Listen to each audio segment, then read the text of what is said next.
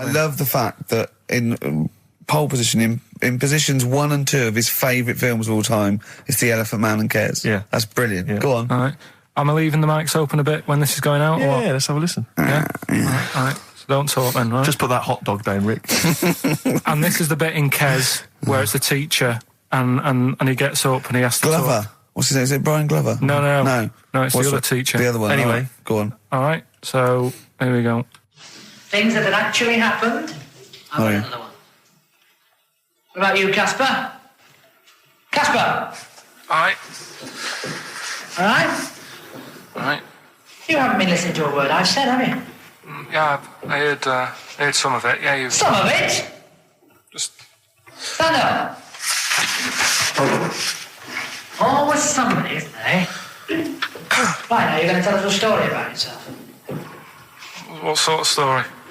I want you to think of an incident that happened to you sometime in the past that is true and that you think will interest the rest of the class. All right? All right. What about... I work on a radio show at the weekend. Well, are you going to tell us about it? I'll just do... It's 2 hours, and it's with Ricky Gervais and Stephen Merchant, and just sort of play music and, you know, tell stories and stuff. What kind of stories?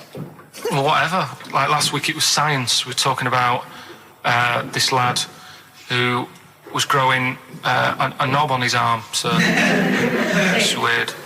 It's tricky, sir, because, like, with Ricky, he gets bored quick and he won't listen to the stories and he'll start squeezing my head. All right. I'm not interested in what he does. But that isn't normal, is it, sir, that? I mean, it sure is a bit gay. Is he? Just messes about, though. Do you know what I mean? I try and, like, come up with good stuff, like monkey news and, like, quizzes and stuff. But then he'll just, you know, Ricky will just mess about. I mean, on Saturday he did it again. He squoze me head. How do you spell that? Squoze. S-Q... Are you going to show it on the wall? It's a new word to me. Squoze is S-Q-U-O-Z-E. Right, now tell us what it is. It's when he gets me head and he puts one hand on the back of it, right? And he puts the other hand on the front of it and he just sort of swivels it. Swivel, right down the front. Oh, swivel's not it's spelled S-W-I-D. How many times a day? How many times a day does he swells it? It depends what time he gets in. If he gets in about 12:30, he could get a good 3 in. But I think, you know, I don't really want to talk about. You've done enough, don't you? Well done, Billy. Big round of applause. That is the effort. Yeah. Wow. That's the best thing you've ever done, Carl. Tell you a job I don't like. What? I wouldn't want to be doing. The woman, there's a little woman who sits in the little snack stall on Finchley Road. Yeah. And I don't know how to describe it, really. She is surrounded by snacks. She can't move for snacks. It's Does like... it look like American Beauty, but with different... Not dissimilar to that. Yeah. It's a little hut on the station. Yeah. And it's like, if you go to the seaside, you can put your head through one of those cardboard cutouts and it looks like you're a big fat person or whatever, and you can have your photo taken. It's like an equivalent of that, but it's just snacks everywhere. She's got bananas up to her chin. She's got chocolate coming down to her eyes, crisps either side of her. She can't move. She can't do 360 degrees. She's like packed in there. I don't know how she gets in there. I think they put her in there first, and they pour in the bananas. Yeah. And then they go pour in the nuts. She has and 2 hours of makeup before they open, exactly, yeah. dressing her in there. Because I'll ask for something from the fridge, and she cannot turn her head to see. She has to go by feel alone, just to feel the fridge and get stuff out and pass it. And often I'll say, that's not what I wanted, but she can. You've got to let her off. It's extraordinary. Dear. But there's no music playing, Does she there's have nothing. to sell her way out of it? Exactly. If it's a slow day, she's stuck there till the next day. Yeah, it's like a world-breaking attempt. Yeah. Carl, what job wouldn't you want to do? Well, any job. You're a lazy... You're joking, aren't you? I've done loads of stuff. I'm quite happy now doing what I'm doing. Yeah? You look happy. Trying to think. You sound happy. Yeah, I mean, calm down. You on drugs? I'm all right. Are you on happy E? before England have won and that. I'm happy for them. Yeah, go on, happy for them. I'm happy in that. Yeah, what do you mean happy for them? We are England. Happy for us? Yeah. I mean, we didn't play. I did very little towards it. No. It was mainly Johnny Wilkinson. Yeah, I and the barely other- contributed. Switching on the TV was about as much as I did. Exactly. And shouting, come on! Yeah. Talking about jobs and that, though, I was reading the other day about, rubbish jobs that people have had and I stuff. haven't got time when I'm at work, man. I just get on with it. I'm not squiddly diddly. Fingers in pies, different jobs. Go on. Do you know Ivor the Terrible? Ivan. He, His Russian. Yeah, that was the Welsh fella. It was bloody awful, but not as bad as his Russian cousin, Ivan. Go on. he had a fella doing some work for him, right? This fella built his house. After it was done, right, the terrible fella was like, Fella Ivan. he was going, "Oh, it's brilliant. You've done a good job there. Yeah. I don't want you to build another one like that." Took his eyes out. Just stopped him making an house like that. Another Yeah. one. Blimey. That's Why bad, didn't isn't it? Why didn't he take away his trowel? Then he could have seen, but he couldn't have built a house without a trowel. You can't build a house without a trowel. Yeah. Makes you I think, suppose doesn't it? I suppose he probably later thought that once he'd been nicknamed Ivan the Terrible. Yeah. He Go, thought, why? Because you I- gouge people's eyes out. Yeah, but I didn't want to build another house. I know, but Take his trowel away. What would I have been then? Ivan the crafty at most. exactly, yeah. Ivan the jealous, Ivan Yeah. the spoilt brat. But Yeah.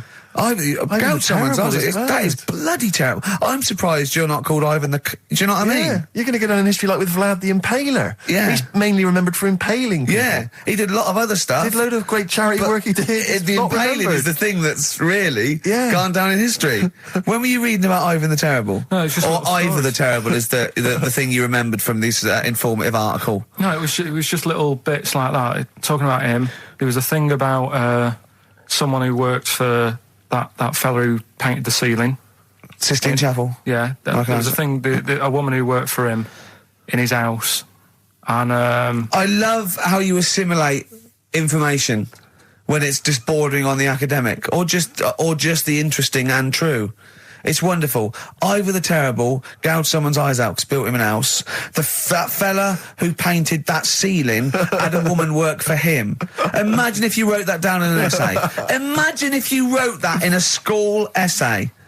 Well, you'd probably end up with not getting a grade or... Yeah, or thinking you turned up to more than you had. Exactly. Anyway, the Go woman on. who lived with... Yeah, the woman who lived in a shoe. Go on. yeah, there was this woman who lived with him, and she used to go out and do all this shopping and that. Yeah. But because she couldn't read or write, he used to have to draw everything that he wanted. Why couldn't you just tell her? I don't know. No, but no, wait. That's an excellent point. Could she talk? Yeah, but if it's a big list and that, loads of different coloured paints. But why and couldn't stuff. she draw on a piece of paper? Why did he have to do it? Because he's a better drawer, isn't he? That's the point. That's it. That is. We were just looking for the logic of the story. You found You've it. done it. Play a record.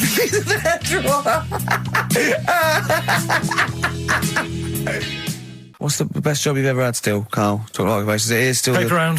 Is it still the paper round? Yeah. That's ridiculous. No, it was good though. If you look at it, what I liked about it, you're your own boss. No, you're not. You're not your own boss. No, the The guy who runs news the news agent is your boss. All right. But then once you get out and you've got your papers and that, you're on your Do own. what you want can as long think as you about deliver the stuff. papers exactly to the places he said you are in the time he said. Yeah. It's and I did. freedom, isn't it? Any jobs you wouldn't do? Go I just thought of one that you wouldn't do on. with your sort of mild homophobia. Well, I'm not. Proctologist. What's that? Basically sticking your finger at other people's arses. Right, well, no, I wouldn't do that, no. Why have you got to do that? What do you mean, why have you got to do Well, why that? does anyone need that doing? Because they got to look if they've got an arseache or something. Which trainee doctor makes that their speciality? Do you know what I mean? That must be, right, we got a place for proctologists, and it's you, Meadows. You Yeah. came last. Oh, seriously, what? I'm not the arse doctor, am I? Yeah, you came last. Oh, I'm a bum GP. I can't yeah, believe it. yeah. You got to, I can't believe this. Yeah. Couple of emails. Monkey Matt's emailed us. Who? Monkey Matt. I'm at you, yeah, go on. Yeah. He says... How's the Monkster? He's all right. He says, Carl has missed a cracking headline from The Sport. Hide-and-seek champion found dead in cupboard. I hope it's real. I don't know if it is. I doubt it. Just looking through some of the news stories that Carl did make it into Carl's news roundup. Yeah. Just this one you might be interested in. Headline: Woman says partner ran off to become vampire. Yeah. And it says, a young mother says her partner has dumped her to become a vampire. Rebecca Roberts from Somerset says Matthew Barrett fell for a blood-worshipping woman in a US cult. The 23-year-old mother says he began shaving all his body hair, dressed in black, and used Rebecca's lipstick to redden his eyes. Rebecca caught him performing weird blood rituals in front of his computer at night, cutting himself to prove commitment. She said, I thought it was just a hobby. Everyone's got a right to one. I was pleased he'd found an interest. Brilliant. This is apparently from The Sun. Apparently he's left. He's gone to America. He's living in this Ohio-based cult. But it's the last bit where she's been asked whether or not, if he came back, would she take him back? Sure. And this is where I wonder if the journalist, you know how journalists are supposed to just report the news, be objective. Yeah. I wonder if maybe the journalist here has maybe had some interference. Made the quote better for them than go on. Because it says, I never thought this would take over his life. Now, if he came back, I'd say fangs, but no fangs. Oh dear! I can't believe. Imagine you're the woman, Rick. Okay. And I've come round. You're the to you. journalist. I'm the journalist, and I've come Okay. in and I've said, okay, I read about this. All I have to do is not say that thing. You've come. I understand you're obviously quite upset. Your husband's gone gutted. off. If he came back, would you take him back? Definitely not. Right. What would you say to him then if he came back? Just get lost. Right, but I'm really pissed off with you. Would you perhaps say something a bit more pithy? Not in this situation, no. You're upset? He cuts himself, he drinks blood, he's left me. No, sod off. I'm not interested, mate. Because I tell you what. Go on. I mean, I like what you said there, but I wonder if we could condense that a bit more. If he came back, would you say... Go away. Would you say something? Would you ever say something like, thanks, but no thanks? No, because it makes it flippant, because I'm really angry. I know you're annoyed. And I'm upset, so I wouldn't say... I certainly wouldn't say thanks. I might say no thanks. But what if you sort of said it like aggressively, like you were giving him the finger, thanks, but no thanks? Like you didn't really mean sort it. of sarcastically? Sarcastically, would you possibly say I that? might say thanks, but no thanks, and that'll be it. And that's Right. and I'd leave it there. I'd never change that. Sure. I'd never change those words. Can I ask you a question? Go on. Do you like puns? Hate them. Right. I don't like It's Countdown. interesting. I don't like QI. I don't like any of those posh Cambridge, Oxford types. I hate puns. If you had to say thanks, but no thanks in the form of a pun, what would you maybe say? I wouldn't. I never would. Right. I'd say thanks, but no thanks. I would. I mean, I feel embarrassed that I'd even say that because I don't think I would even say thanks, but no thanks. Okay. But if I did go that far, I'd leave it there. Sure. So, have you ever noticed, as I have, Go on. the similarity between the word thanks and fangs? Not really. It's very similar. Not Thanks, really. fangs, F-T-H, there's a K. Fangs very much. G. It's A and S. Well, the A, the N, and the S, but that's about Would it. you agree it sounds marginally similar? Yeah. Is it possible you might one day say fangs but no fangs? I wouldn't know. Right. I could put that though, could I? But don't say I said it. Right. I mean, yeah. Fangs, but no fangs. Yeah. This is the thing. Just if you ever read an article in The Sun, The Mirror, anything, do not believe it. Really seriously question and query it, because If it ends with fangs, no if fangs. it ends with a pun, almost certainly they never said it. Just like, for example, that's why your balls are on the outside. Because the cells have to be a certain temperature to survive. I don't know if it's the sperm or Sertoli cells, but they have to be a couple of degrees below body temperature. Otherwise, they'd be in a nice cage and we wouldn't get kicked in the nads. What do you mean? That's why your testicles are on the outside of your body. They have to be a couple of degrees below body temperature. Yeah, but that isn't why they're there. You see, this is like the chat we had last week about the giraffe having a long neck. What do you mean? They're there because that's where they happen to be. They didn't go, right. Well, that's what evolution is. It's a selection process. It's not a will. The balls didn't say, look, I'm too hot, let's get us outside. Let's get outside of here. All right, hang on a minute then. What? So a little man monkey, right? Theirs are in the same place as ours. Yeah. But they're walking around naked, so it could be anywhere. They could be like on the back. It doesn't matter where they are. They call it, well, they could be on the back, yeah. So why aren't they? This is a completely different... Steve! You started it. I wash my hands of the whole affair. And we're not only back to balls, but we're back to monkey balls. Yes. In one thing from about parasites, we're back to monkey ball news. Yeah. How do we get back to chimp testicle news? All right then. So this worm's in a fish. Yeah. It's like a little platyhelminth. I think it's some sort of. But what I mean is, why are they about? What do you mean? They Why? evolved But why haven't they died out? because they're very successful. Yeah. What do you mean? Yeah. What do you mean? Yeah. Tell me the brain event that made you say yeah in that 1 second gap. Because in a way I don't get it, and if I think about it too much, it hurts a bit.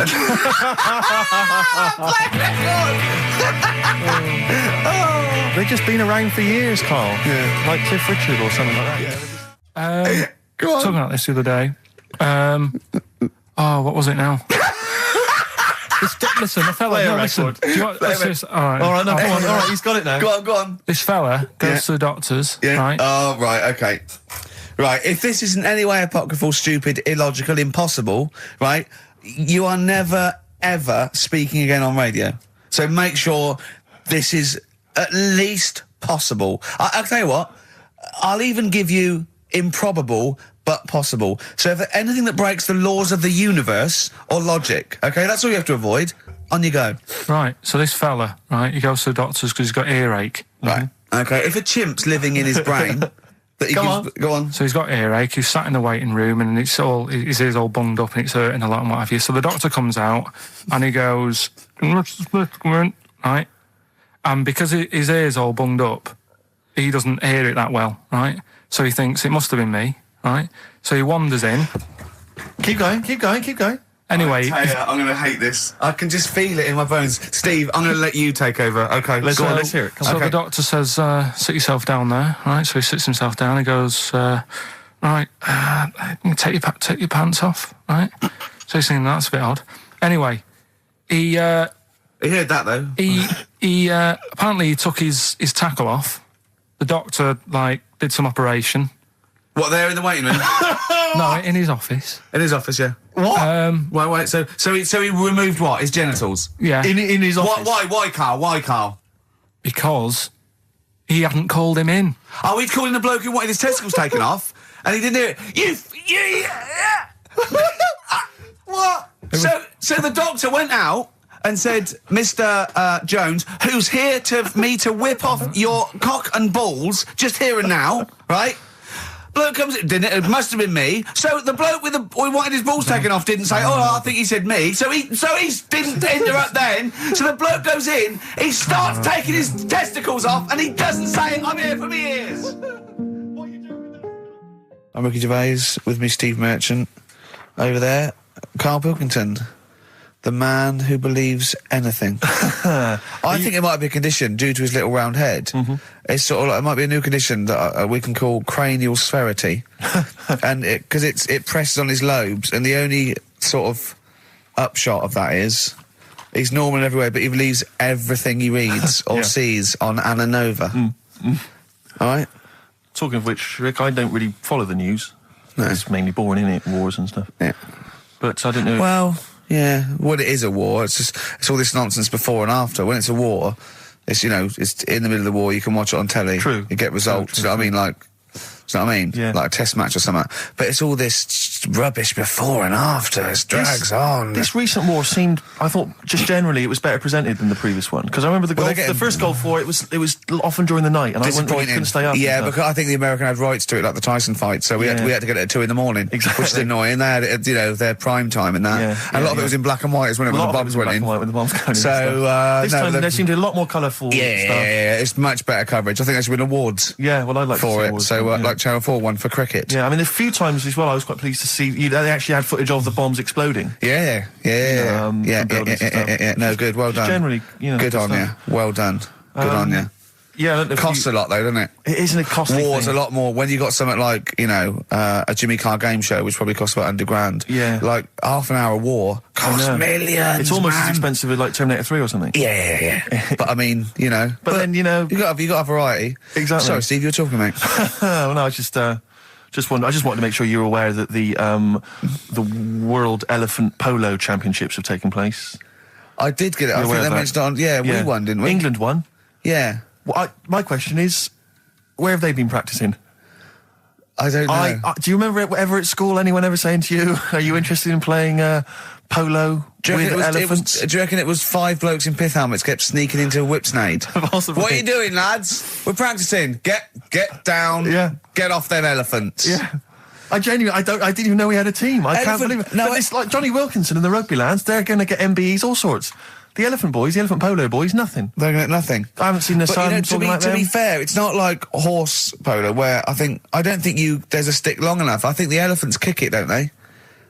I think you might be right. I think they're not allowed to use their tusks.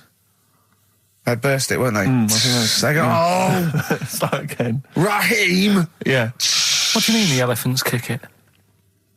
All right, I've opened a can of worms here. You know, normal polo on a horse, they have like mallets. Yeah, they whack them, right? But I think it's obviously they're too high up. I think I might be wrong, but I'm pretty sure they just train the elephant to kick it. So why are people something about? Why not just let them have a kick about without? Imagine that!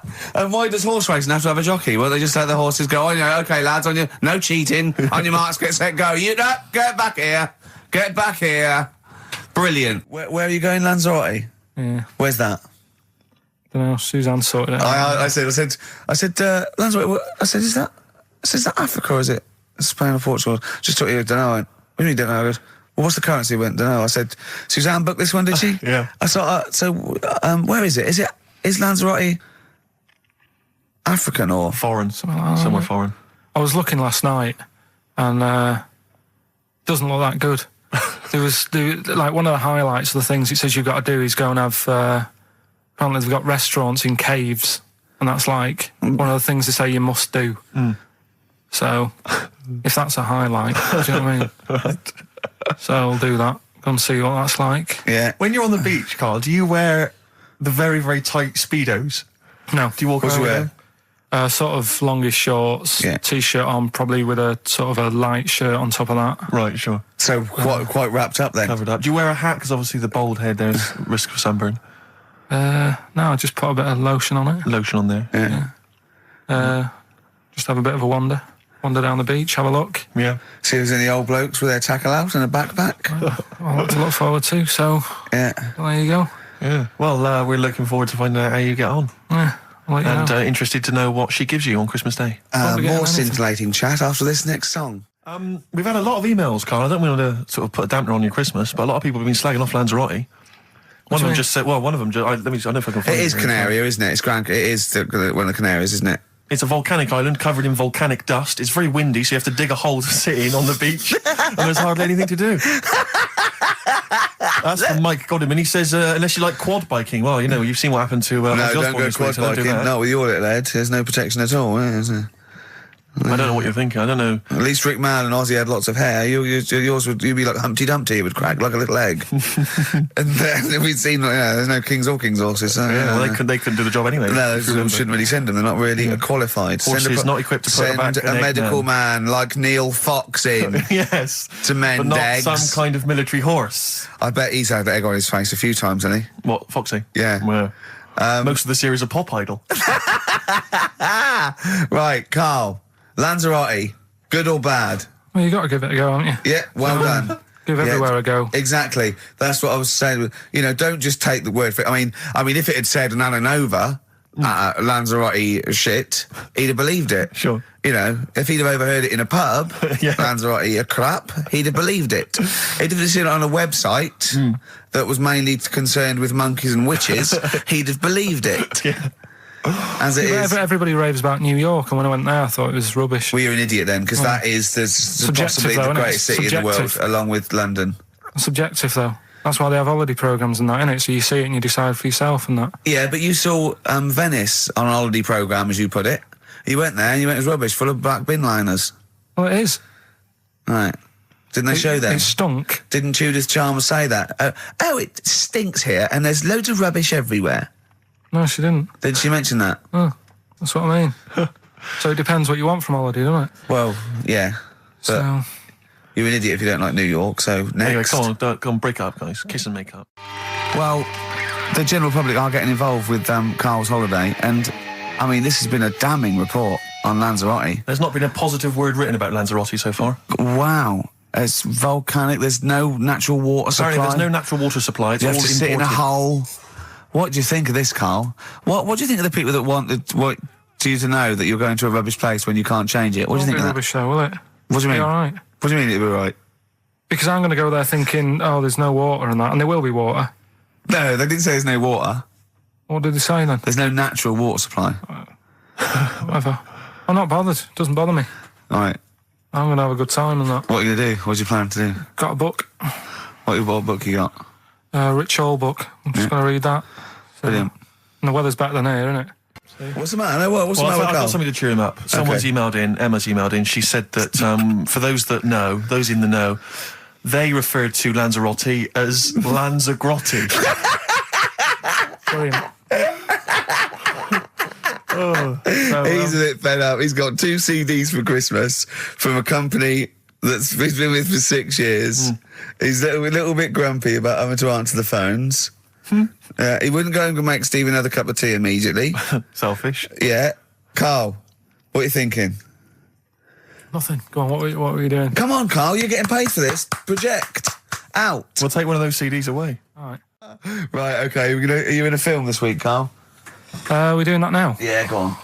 Get it over with. Hang on a minute then. Get it over with. Let's get this show over with. We can go home. You can go off to Lanzarote and sit on some ash. Some charcoal. He's not happy about that. That's annoyed him. The listeners have all ganged up on him. Yeah. XFM giving him 2 CDs. We've had more calls for his resignation this week than ever before. What do you think of that, Carl? What do you mean? There's another reason. Do you know what I mean, though? Because he's grumpy, he's not just giving it, he goes, well, I can't help it, can I? I don't want it. You're being paid well to do a job. People have tuned in to be entertained, to have good songs. Me and Steve are working I'm pressing here. the buttons. I'm paid to press the buttons. That's what I'm doing. Has every CD started on time? Then why would they give you Monday off if you just paid to press the buttons? Don't get every other Monday off, do I? So have you stopped doing that now, have you? Well, yeah. Why? Because there's work to do in that. I'm not moaning about it. Let's get on with it. So It's you in the film Scrooge. Yeah, Which yes. version of Scrooge? The old one. Is it if it's just you moaning with bells, I'll be annoyed. Right, go That on is then. essentially Scrooge. yeah. Right, Scrooge, listen to this, and then there's some question at the end. All right. And you can win some stuff and that. Yeah. All right. Yeah.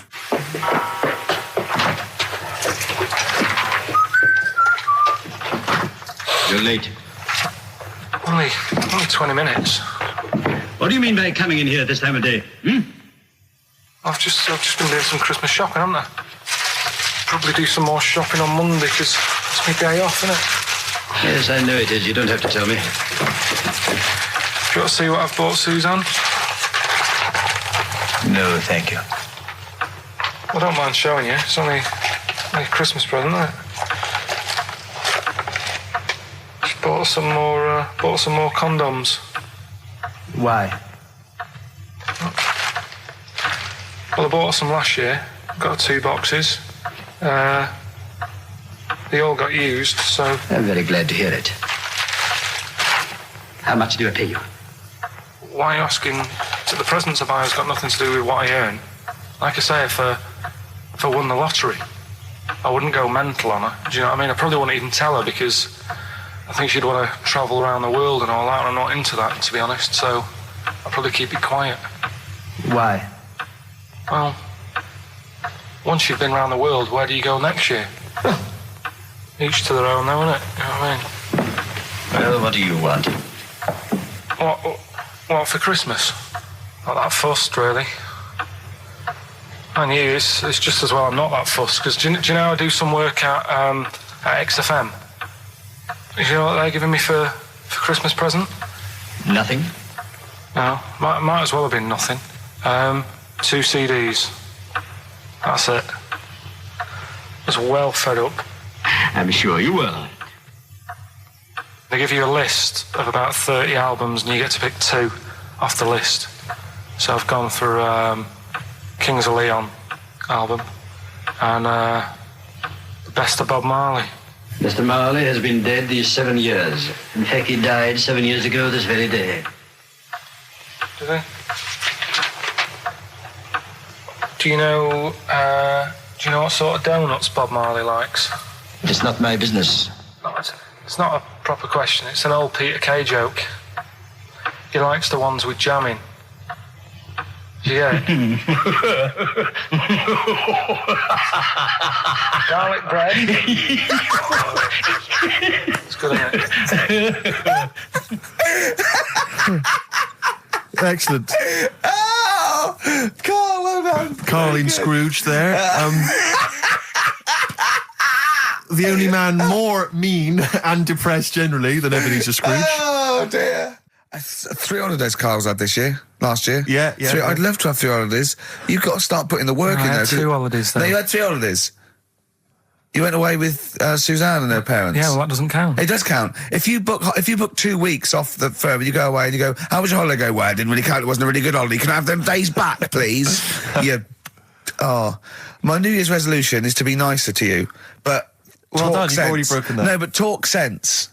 Talk sense. You've had 3 holidays this year, and I'm just saying, you're in your 30s now, and 30s is when you should be really putting the work in. That's true enough. To reap the benefits in your 40s, 50s, 60s, 70s, 80s, 90s, and 100. Carl, what's your New Year resolution? What about think before you speak? It's worth. I mean, See, I'm consider- allowed to laugh. I'm allowed to laugh at things other people say, Carl. That one, that is a good suggestion. How was your holiday, Carl? It was all right. Right, brilliant. But that I don't see on the ratio of good to bad in Carl's mind. That might be amazing because we never It might hear be him amazing, singing the mightn't praises it? of anything. I'll tell you what. Can we have a cracking little tune and then come back and hear about Carl's holiday? I'd love to do that, Let's really. keep it tight. Love to Tear Us Apart by Joy Division. Now I can't put my finger on it, but that doesn't sound like the original, and it's off a compilation. It sounded a bit fast. I think the vocal was slightly different. If anyone can, put me out of misery, I think it might be in a session of the time or something. Carl, is it a New Year resolution for you? Another one. Maybe when we ask you to get a song, get the original single version. I could be and wrong, not some but- obscure but- session. Yeah, it does seem different, doesn't it? Very odd. Yeah. Yeah. Maybe we just remember it wrongly. But anyway, that's XFM for you. 104.9, I'm Ricky Gervais with me, Steve Merchant. Karl Pilkington. Carl, you went to Lanzarote. Yeah. People said don't go to Lanzarote. They told you it was Lanzarote. They told you, were they right or You wrong? were right, yeah. Really? Yeah, it's a bit ropey, yeah. Is it why? Just, out there.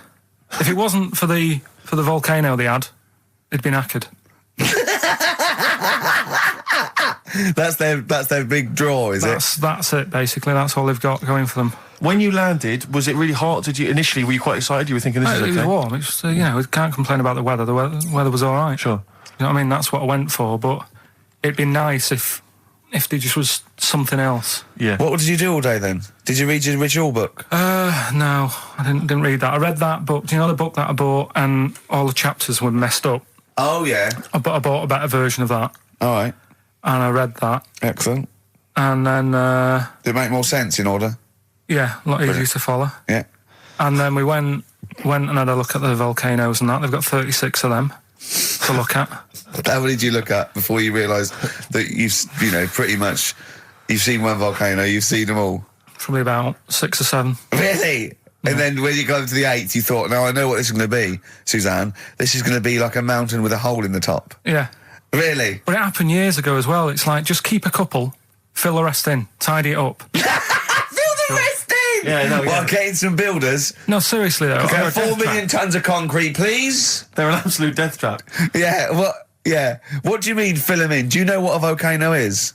Just a hole, isn't it? That's happened. Well, it's more than the happened back hole. It's in- more a portal to the magma in the centre of the earth. Back in 1730 it happened, and they still haven't sorted it out. Well, when you say it happened, volcanoes were made a lot longer ago than No, 1730. but the one that did Lanzarote in, Right.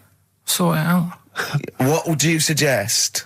Well, How tidy can it they up. fill it in? It's joined. It's all joined. No, but what I'm And saying is, it was the a- big it was- plates of the earth are all joined. It All was the a disaster, magma's wasn't it? joined. With the trade centre thing, that happened. They cleaned it up, sorted it out, they've moved on. That's what I'm saying. Whereas Lanzarote have just gone, leave it. It happened back in 1730. You misunderstand me. How, in the name of God, can you fill in a volcano? You ignorant twit. No, but it's not just the holes. They've actually left the lava everywhere. That's what I mean. It's not just the big holes. There's lava everywhere. But it's molten rock. They can't just pick it up like they're like a carpet. Put it in the holes. The holes are there ready. Just push it all in. That's what I'm saying. What exactly is there then? Is it just a kind of moon-like kind of surround with just kind of dust and rock? That's exactly what you see. I was there when the Mars thing went wrong. Yeah. I would have just sent a camera crew there, filmed a bit of that, right, and say, here we are. This is it. Ignore the little coffee shop in the background. Right? This is Mars, because that's what it's like. Just loads of dust. Yeah. Holes everywhere. tidy it up. Little round-headed aliens complaining. Yeah. It's Whinging. just like Mars. Yeah. So is there what's the best bit about the holiday? Come on, pretend you're Judith Chalmers. I have been doing. I would have done all. I would have said that. Don't bother. Right. I mean, the hotel was good. Yeah? That was all right. What was that like? It's all right. Just, clean. That's all you want, isn't it? See, that's not quite what Judith Chalmers does. She doesn't go, what's the hotel like? All right, yeah, clean, isn't it? All right. What was it like? What was it? 3-star, 4-star? Did that have a swimming pool? What was the room like? Had a swimming pool and that. Yeah. Yeah, it's good. I think it was one of the better ones on the island. Okay. Nightlife? Wasn't really. And there was a bar. There was some bands playing. Yeah. Not very good. Food got a bit boring. Yeah. It was always the same food every night, but they sort of themed it and made out as if it was different. So, like, on Mexican night, it'd be chicken with a nacho on it. Right. And Chinese night, sort of chicken with a little prawn cracker on it and stuff. Sure. But that got a bit boring. That's me just turning on my phone because I want to read to you a text that I got from Karl. I think you sort of sum up the holiday in this text, don't you? Do you remember it? Can't remember. Let's have a look. Let's have a little look. Instantly, what did Suzanne, your girlfriend, make of it?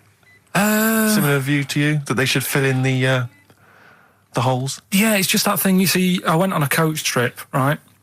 And you go and see the volcanoes. Like I say, there's 36 of them. Yeah. Which, how many do you need? And when we're on the coach going round all these volcanoes, the fella on the front's going and look out your left window at the moment, and there's a volcano. And if you quickly look out at the right-hand side there's another one. Right. And on the left, it's just like, all right, we've seen it. Sure. Do you know what I mean? Yeah. And that trip, we'll talk about that trip in a bit. Right, this is the text I got from Karl, right? All right. Been up to a volcano. Been in some dead artist's house who built his house in the lava.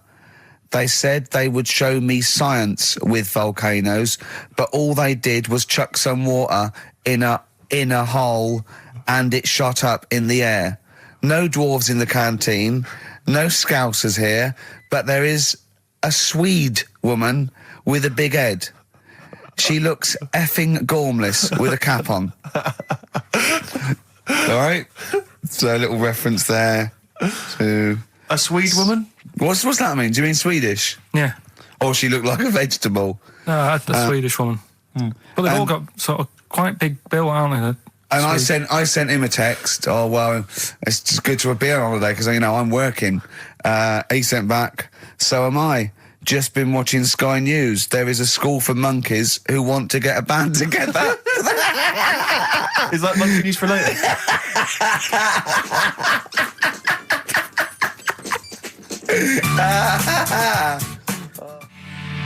Oh My Corazon by Tim Burgess. I can't get enough of that. I love that chorus.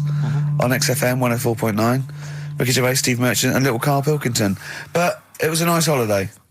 Yeah, it's all right. It's just, I went there to relax and that. Exactly. Did a little bit of that. Trying to think of some new, features and stuff. Sure, always working. 3 holidays a year, Jesus. Oh, not really 3. Oh, 2. It's all one big sort of like work thing to me and Steve. 2 holidays, isn't it? Work hard, you need the holidays. So, yeah, the things that annoyed me was like, you get bored sat around the pool after a couple of days. I'd read my book. Yeah. There wasn't much going on the... Not even any crabs to throw sand at, was there? No crabs or anything. They wouldn't bother with Lanzarote, right? So, decided to go on a little trip. That's when I saw the volcanoes and that, 36 of them. So, we go on the trip, and the thing that annoys me, it does happen every holiday that you go on. If you go on a sort of a package thing, they have these trips, right? And you pay about 40-odd quid, and they give you some wine, so it make it feel like you're getting your money's worth. But how many of these trips have you been on then? Loads. Probably about 12.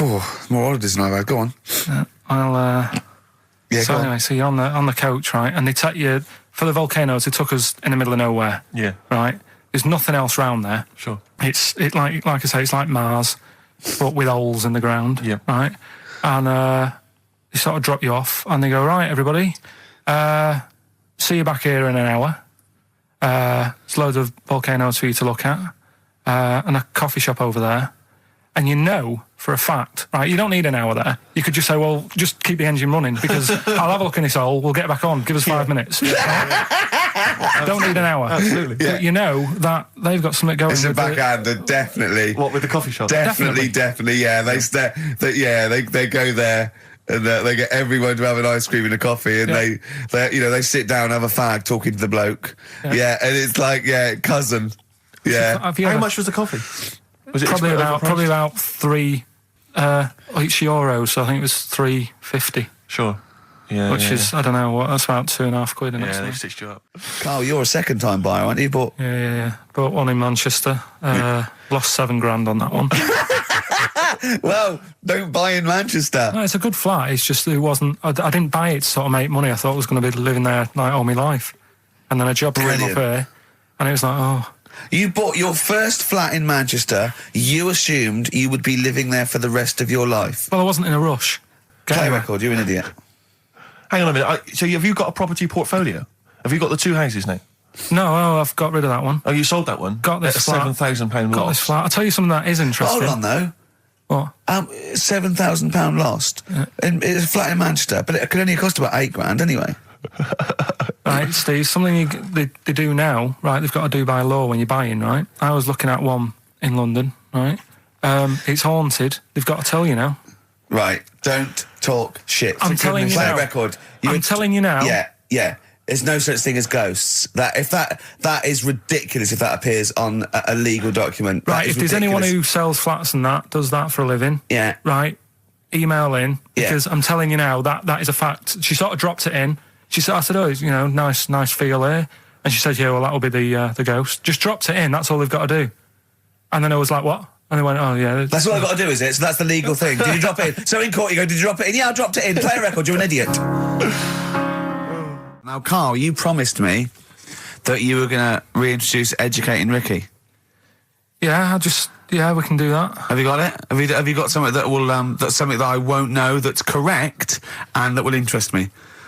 Yeah, there's loads of stuff. Is it anything to do with monkeys? No, we've got monkey news. We've got monkey news coming out. Of course we have. Yeah, monkey news people. And they're now over to XFM for monkey news with Karl Pilkington. No, we won't do that yet. We're not doing that yet. Educating Ricky is... Yeah. Well, let's do it. We did it ages ago. Educating Ricky. Oh, that's interesting, and it's correct. Hang on a minute, though. What I do is, I tease you, don't I, with headlines.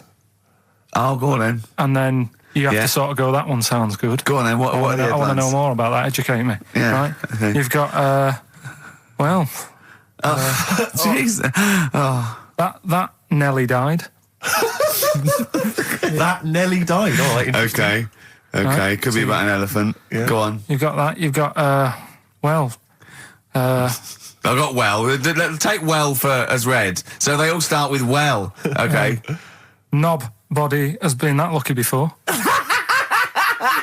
All right. Okay.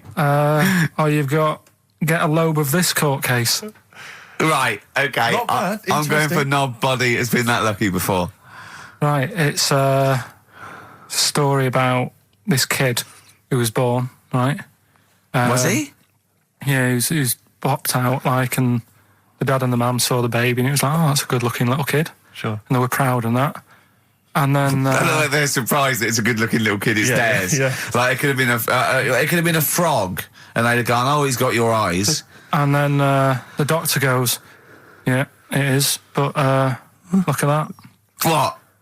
He said, it's a boy and hasn't got a knob.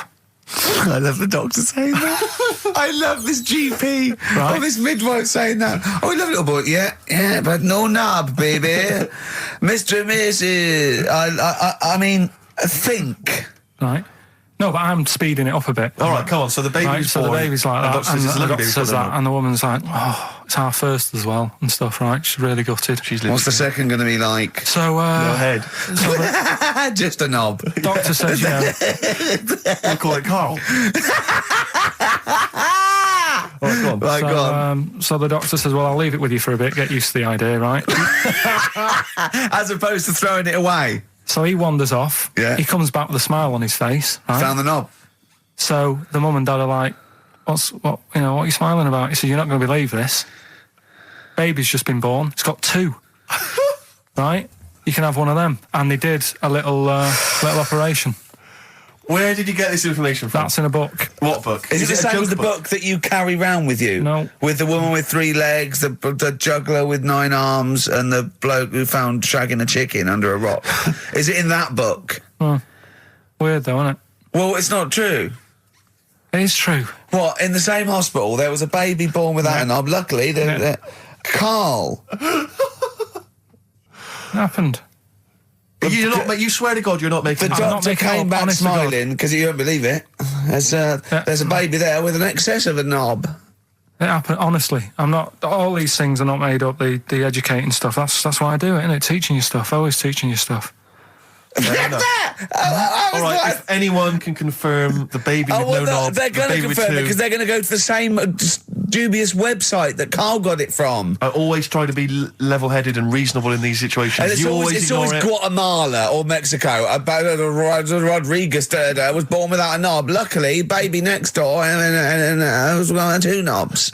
What a load of shite. Play a record. I should just confirm that we've had a number of emails that say the baby born without a knob and then having one transplanted from a baby that luckily enough had 2 knobs is apparently true. Right, listen. So, I don't question that you could be born with a deformity and get someone's, fingers, knobs. What I'm saying is, it didn't happen with the doctor goes, I'll leave with it. I don't believe it. That baby's got 2 knobs. Exactly. What a coincidence. I bet that little bit of information isn't in there, is it? Sure. That he went out the door, I'm going to get a coffee, came back, bloody hell, hold on, look, here's an extra knob, I found an extra knob. We put that knob on there. Perfect. Yeah, you might want to try and you heard about the hanging one when the fella was... Sorry, mate, go on. When the fella was hung. Well hung? He was hung and... He was hung? He was hung by a rope. So, isn't that... No, I think it wasn't he a Chinese emperor? And wasn't he hung? Yeah. He was hung. Some fella who'd done something, they hung him. And, it's not a word anymore. He was hung. Look, don't be doing that again, because you said squoze wasn't a word, and then I shown you a menu today that someone sent, and it said fresh orange, squoze. Inadvertent commas, and next to it was the word colour, spelt C-O-L-O-R. So, presumably either the American menu, right, in which case there's loads of American words that we don't use, or it's just a badly typed piece of work. Anyway, there was a bloke that was hung. He was hung and that, but he didn't die. Hung on that, he was definitely a Chinese. Hung on that, yeah. I remember him now, yeah. He didn't die, and they said, just hang on a minute whilst we change the rope and that, and he stood there waiting, changed the rope. They tried to, do it again, and didn't work. It didn't work, right. So, they got another rope, right? Didn't work. And then they had to let him go, because it's like there's a well-known saying or something from this thing. Yeah. Chimpanzee that monkey news. Right, there's this monkey, right? Oh, yeah. I think his name was number 6 or number 7 or something, right? In this lab, right? Yeah. And anyway, it's in there with the rabbits and little mice and stuff like that. And the rabbit smoking. The nurse, right? Not the nurse. The woman who works in the lab. What would you call her? A nurse? Depends. Depends what her job was. If she was a lab assistant, you call her a lab assistant. All right. I mean, they probably call her by her name. All right, lab assistant, right? Kirsty. So she's... I think it's probably Kirsty. Right, Kirsty Morris. Well, she's in there, right? Yeah. And she doesn't work with many people and that. She's mainly on her own with, just putting lipstick on rabbits and stuff like that, right? Chimp fancies her.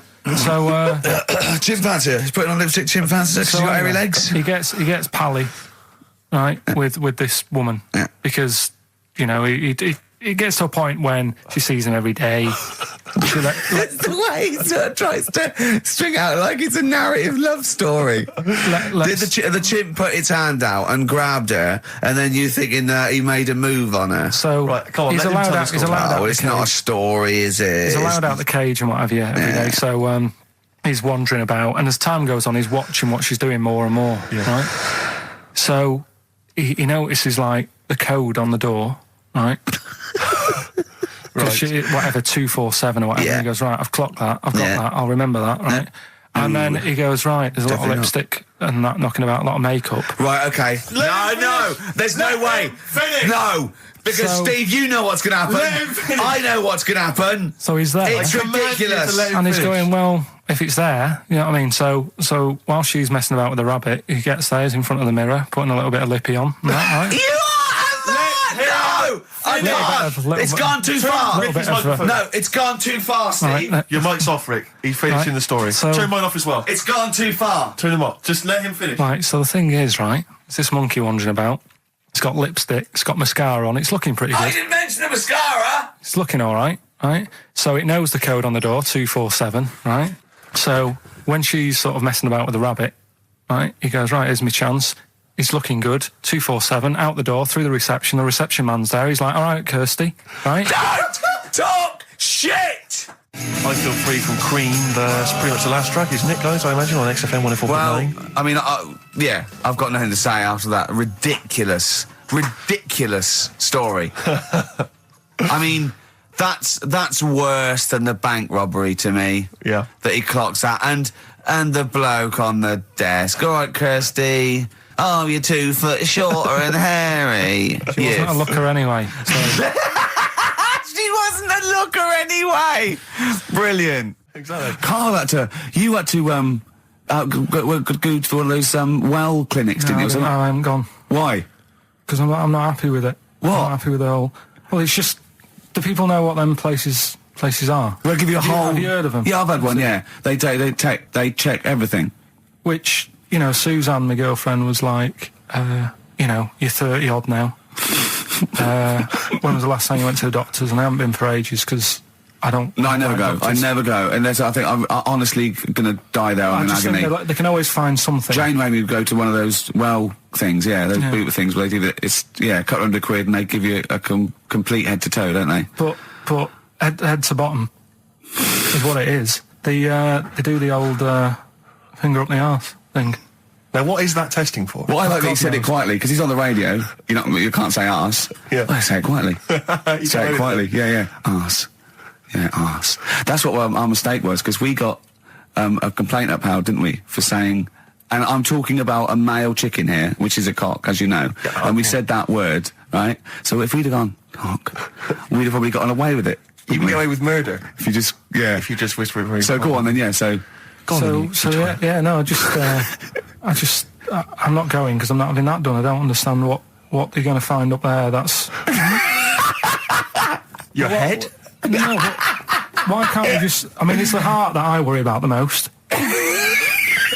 Do you mean that in a kind of romantic sense? No, I mean, like, you know, if They you have to have a long finger, wouldn't they, to check that out? They go, it's something wrong with your left ventricle. Now, Yeah. this thing about the doctors, they hold your testicles and they make you cough. Yeah, they don't hold the testicles anymore. They just put it sort of like by the side of them. And what's that testing for? I don't know. I think it's something to do with if you got something wrong with your diaphragm or something like that. You can't do it when they press there. I don't know. It shows them something. So you it's can't- not. you It's can't- not doctors having a quick feel. Right, so you can...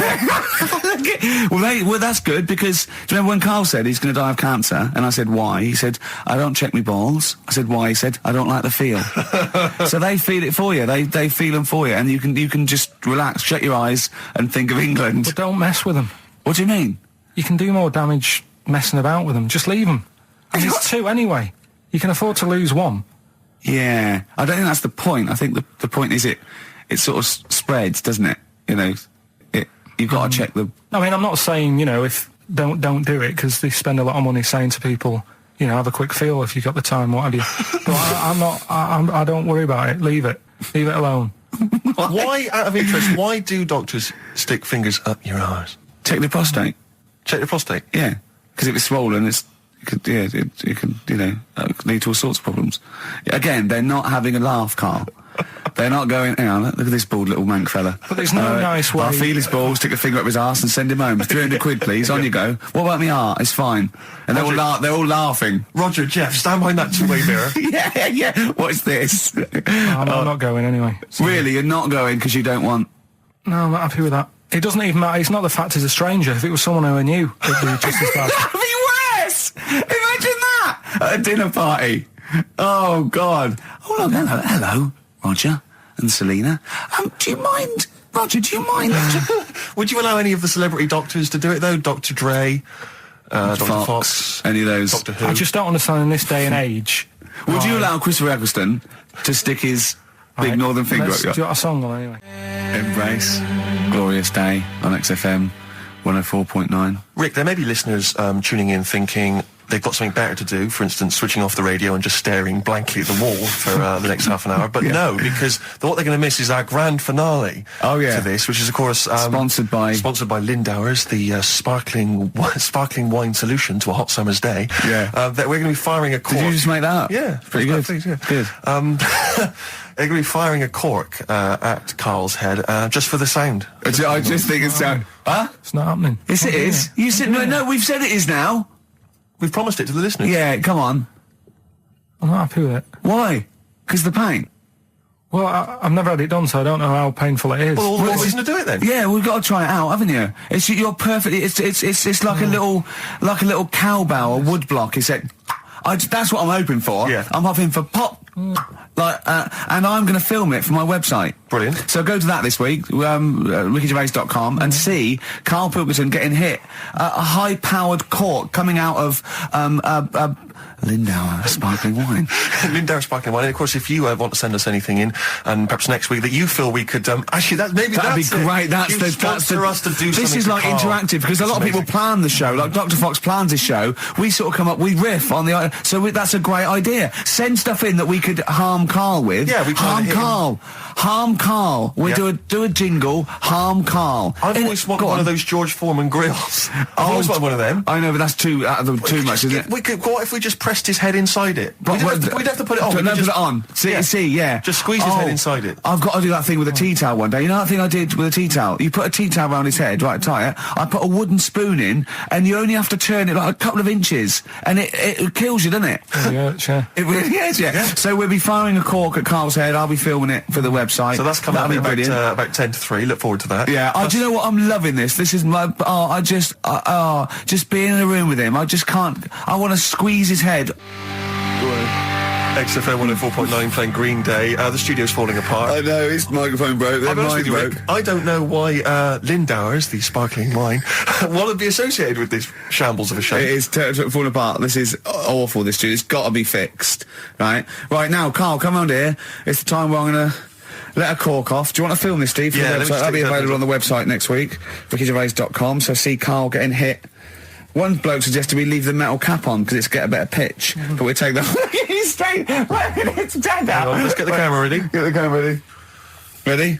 So if you just joined us, we are using some Lindauer's sparkling wine to basically, what can I say? Really, fire a cork at Karl's round ready? head. Ready? Hang on a sec. Let me just put the headphones on. All right, film this then. Okay. He's in position. Look. Just firing up. Okay, Karl, come on there so we can see your head a little bit. We want to get the noise, the microphone there. Right, ready? Hold on. Good. So you're just doing it. Hold on. Now it's in position. What if it? Oh. Ready? Yeah. Oh God! Oh no!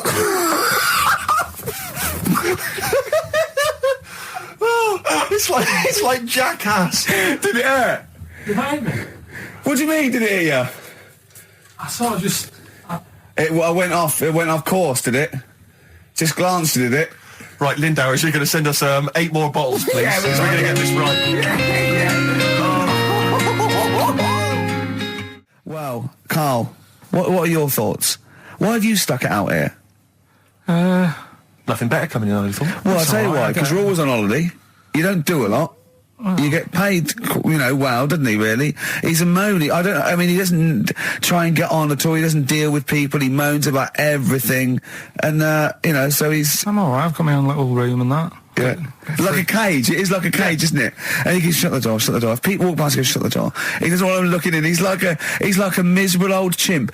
We noticed today how much he's simian, isn't he? He's very strange, actually. We maybe should try and get a picture on the website because Karl's arms are particularly chimp-like. It's very, very strange. Because he's got that sort of, he's got long downy hair. It's And not the like, long extended knuckles. yeah, and his totally round face that sort of the chin goes back and the dome of his cranium. I think, quite seriously, I know we sort of share about 98.5% of our genetic material with bonobos and chimpanzees, but I think he's got a little bit more. Yeah. I honestly think he's a little bit of a throwback. Just his line, they just kept to this sort of really the ugliest one in the cave and the tree, and he really didn't come out of it. I'm not saying you are, I don't think you'd, well, you are. Yeah, you're chimp-like. No, it does annoy me.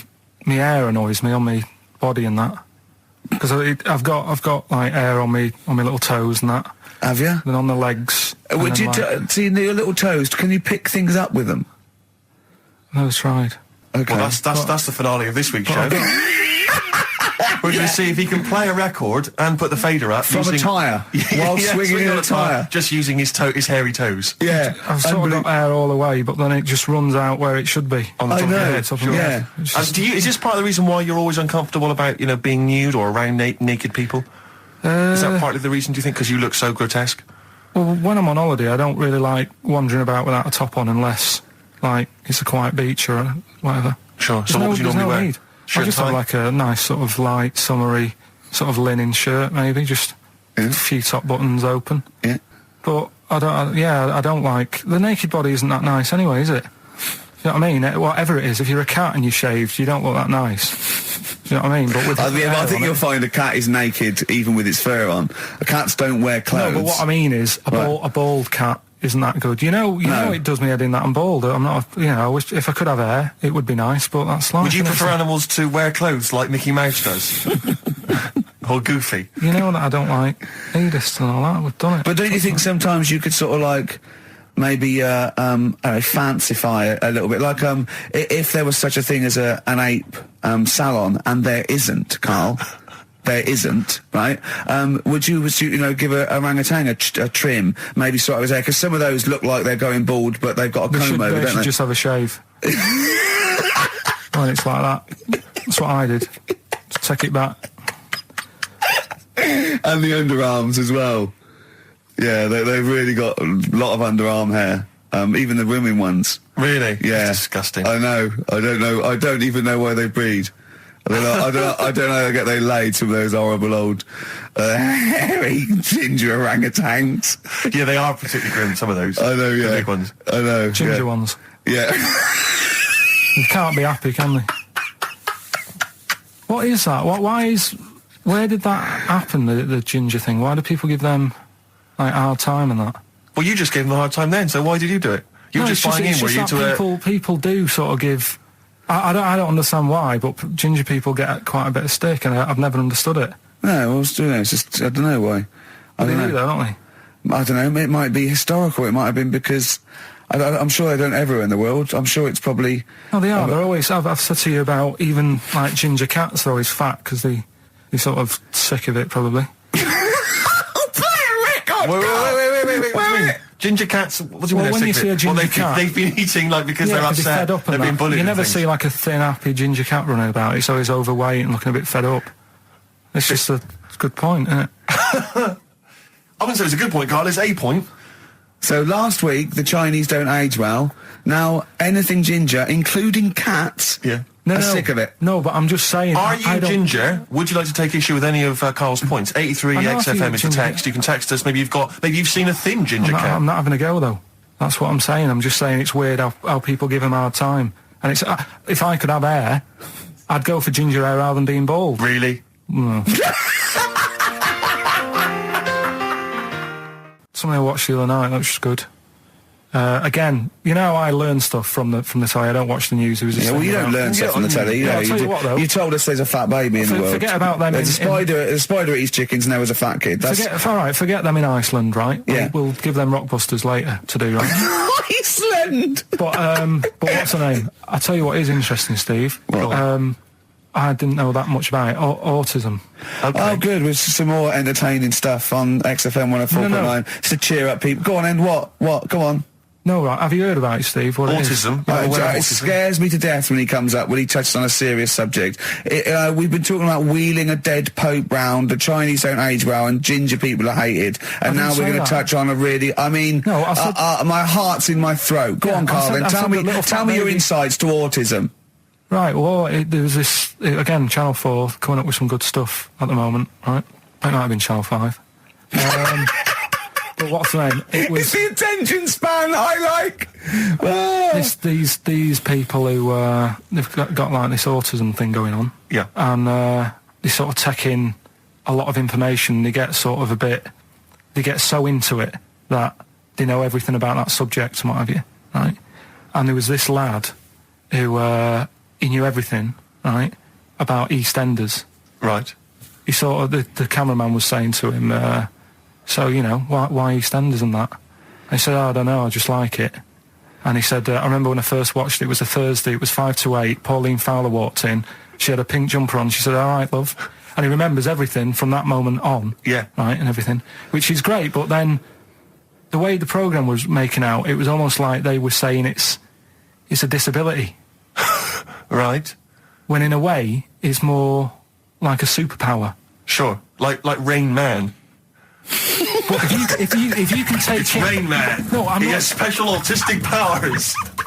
Oh, God, we must send for Rain Man. I don't know what to do. So I what don't you know mean, what to so do. he would be a But great there's contestant other on Mastermind, things. sort of autistic Mastermind, he'd be Well, what I'm dynamite. saying is, don't be watching EastEnders though. Sort of, why didn't they give him an encyclopedia and say, get into that? Sure. That'll be useful. Yeah. Keep him away from EastEnders.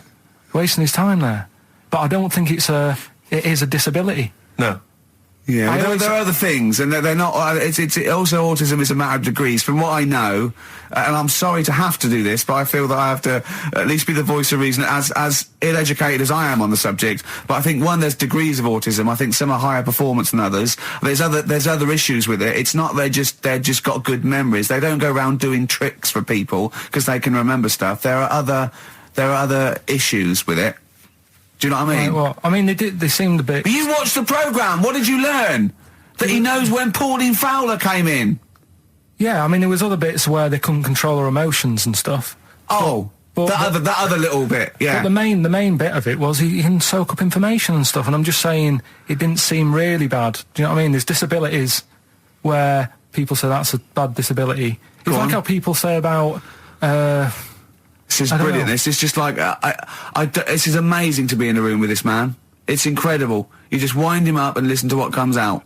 And I'm going to sit back now. I'm not going to defend you or explain anything. Just go on and tell me about the other disabilities that are worse. What I mean is how people can sometimes easily get mixed up.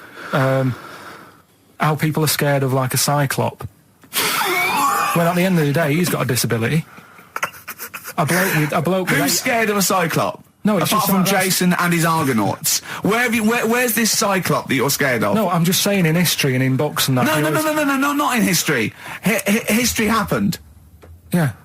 What are you thinking of? You're mixing history with Greek mythology and Roman mythology and every other type of mythology. What do you mean there wasn't really a giant cyclop that went round picking up ships and throwing them around? That's not history, Carl. Do you think Batman's history?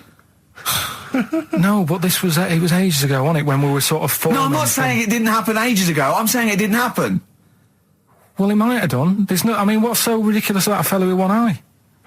In the middle of his head, and he's big and scary and lives in a cave. Why is he scary? Because he's got... What if he had 8 eyes? I'd be scared of him. At the end of the day, he's got a disability... Oh, we'll talk about it in a bit.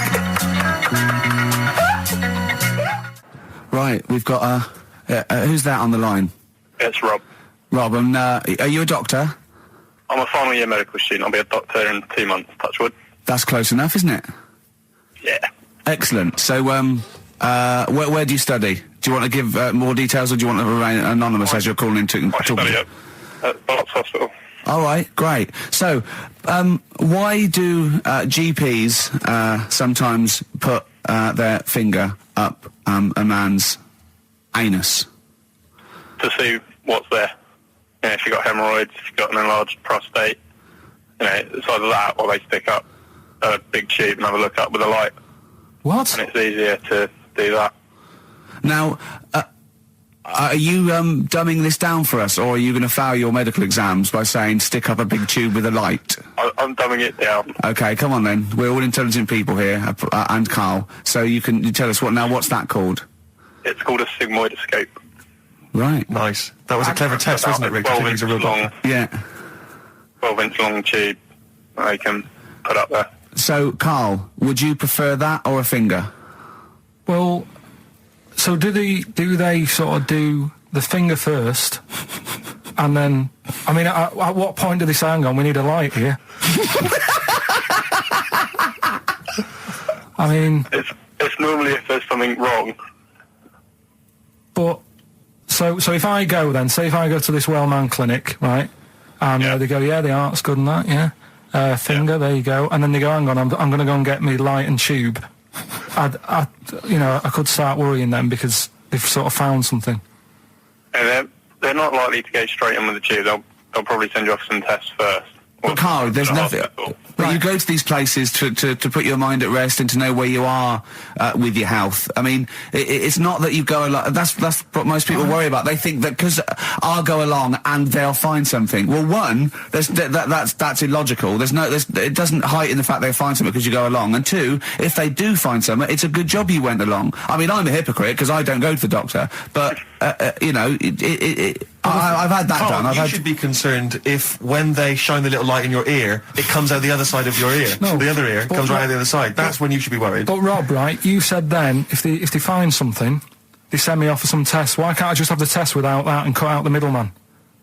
Do you know what I mean? Because you're wasting lots of money. There's hundreds of tests they could do, and they could do every test, and they could all come back with nothing. Or they could do the finger up there and send you for the 3 tests you need to find out what's wrong with you. But in this day and age, with all the technology and that, and like brainy doctors and all that, the only way to find out is sticking a finger up there. What are you worried about, Karl? Is it fundamentally that this doctor who's has done 6 years medical training, is it embarrassing to have a man's finger up your ass? I just don't understand how you can get round to that without... But what don't you like? Is it fundamentally you don't like anything up your ass, or is it the fact that it's a man's finger up there? I don't like going to the doctors. It makes me nervous, because I think if anyone searches you long enough, they're going to find a fault with you, right? And especially if they're going that far into you. They're going to find something. And probably not. Well, you never... I just don't... I don't know how to get round to that sort of... that point where you get a... What do you talk to the doctor about? And he's like, all right, nice day. Strap your trousers. He goes, he says, I'm gonna just, Most people just shut up and let you do it, and then breathe a sigh of relief when you say there's nothing there. Yeah. But is that at the end of the test, or is that the first thing he does? It's the last thing. So that trousers up out the door. Because he knows it ends conversation. He knows it's a bit of a faux pas. The doctor says, "Oh, I better not kick off with the finger up the arse." What I do is I'll start on with the the head, and then then I go, "Oh, one final thing, Mr. Pilkington." So Rob, he drops his keys and he goes, "Pick them up." And as you bend over, will you be doing this, Rob? Is this what you're like open to do? You do all these. I'll have to do it at some point. All doctors do it at some point, no matter what they specialise in. So the first one, is he another doctor there to sort of make sure you're doing it right? Not dentists. No, but do you know? Dentists aren't doctors anyway. No. But do you know what I mean? Like, normally it's like a co-pilot will have someone with them for the first one. So when you put your first finger in, will someone be there going, right, you just want to move to the left of it? I've already done it. Have you? Yeah. So that's the thing with a student, you're learning. So you get people teaching you. And you learn on... Can I just point out, Rob, I think I'm right in assuming that you have a glove on. Yep. And there's lubrication.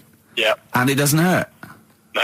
There you go. What are you worried about, Karl? Who's this person who everyone's testing on in your class? It's not one person. It's one person. There's like, when a patient comes in and they've got a problem, your boss, the consultant, he does his finger up, and if he finds something, he goes to the patient, is it alright if the student has a feel as well? Then the student puts on a glove, puts the leave on the glove, and sticks his finger up and sees what he comes out with. Rob, I wish you could see Karl's face. I mean, his face when you said, then he says, can this fella have a go as well? He looked horrified. That he thought it was a free-for-all, like there's a queue of people trying on gloves and going, let's have a go. That looks good up there. What have you found? No, I mean, how come you had to sort of... Is it not something you could test on yourself rather than waiting for other people to come in.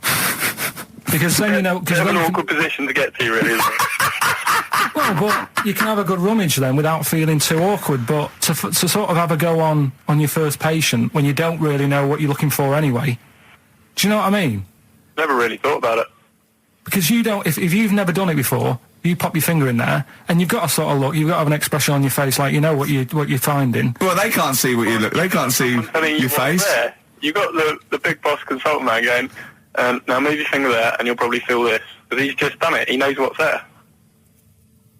Well, what? Oh, so he's already had a go. He's had a feel, and he's going, right, if you feel to the right, that's the conglomerate or whatever. The conglomerate, yeah. Its conglomerate is in perfect working order. Well, I'm still... Thank you, Rob. I'm sorry you had to go through this. Karl is probably the worst patient you'll ever encounter in your medical career. Good luck with your finals, and thanks very much. And do you know any female doctors who do this? Or? Thank you. XFM 104.9. Thank you. Well, we've run out of time. We've got to get on with the show. It's near the end. I hope you've enjoyed it. I hope the scientists stuck in a big, I don't know, hut in the middle of nowhere in pitch darkness, 10 of them.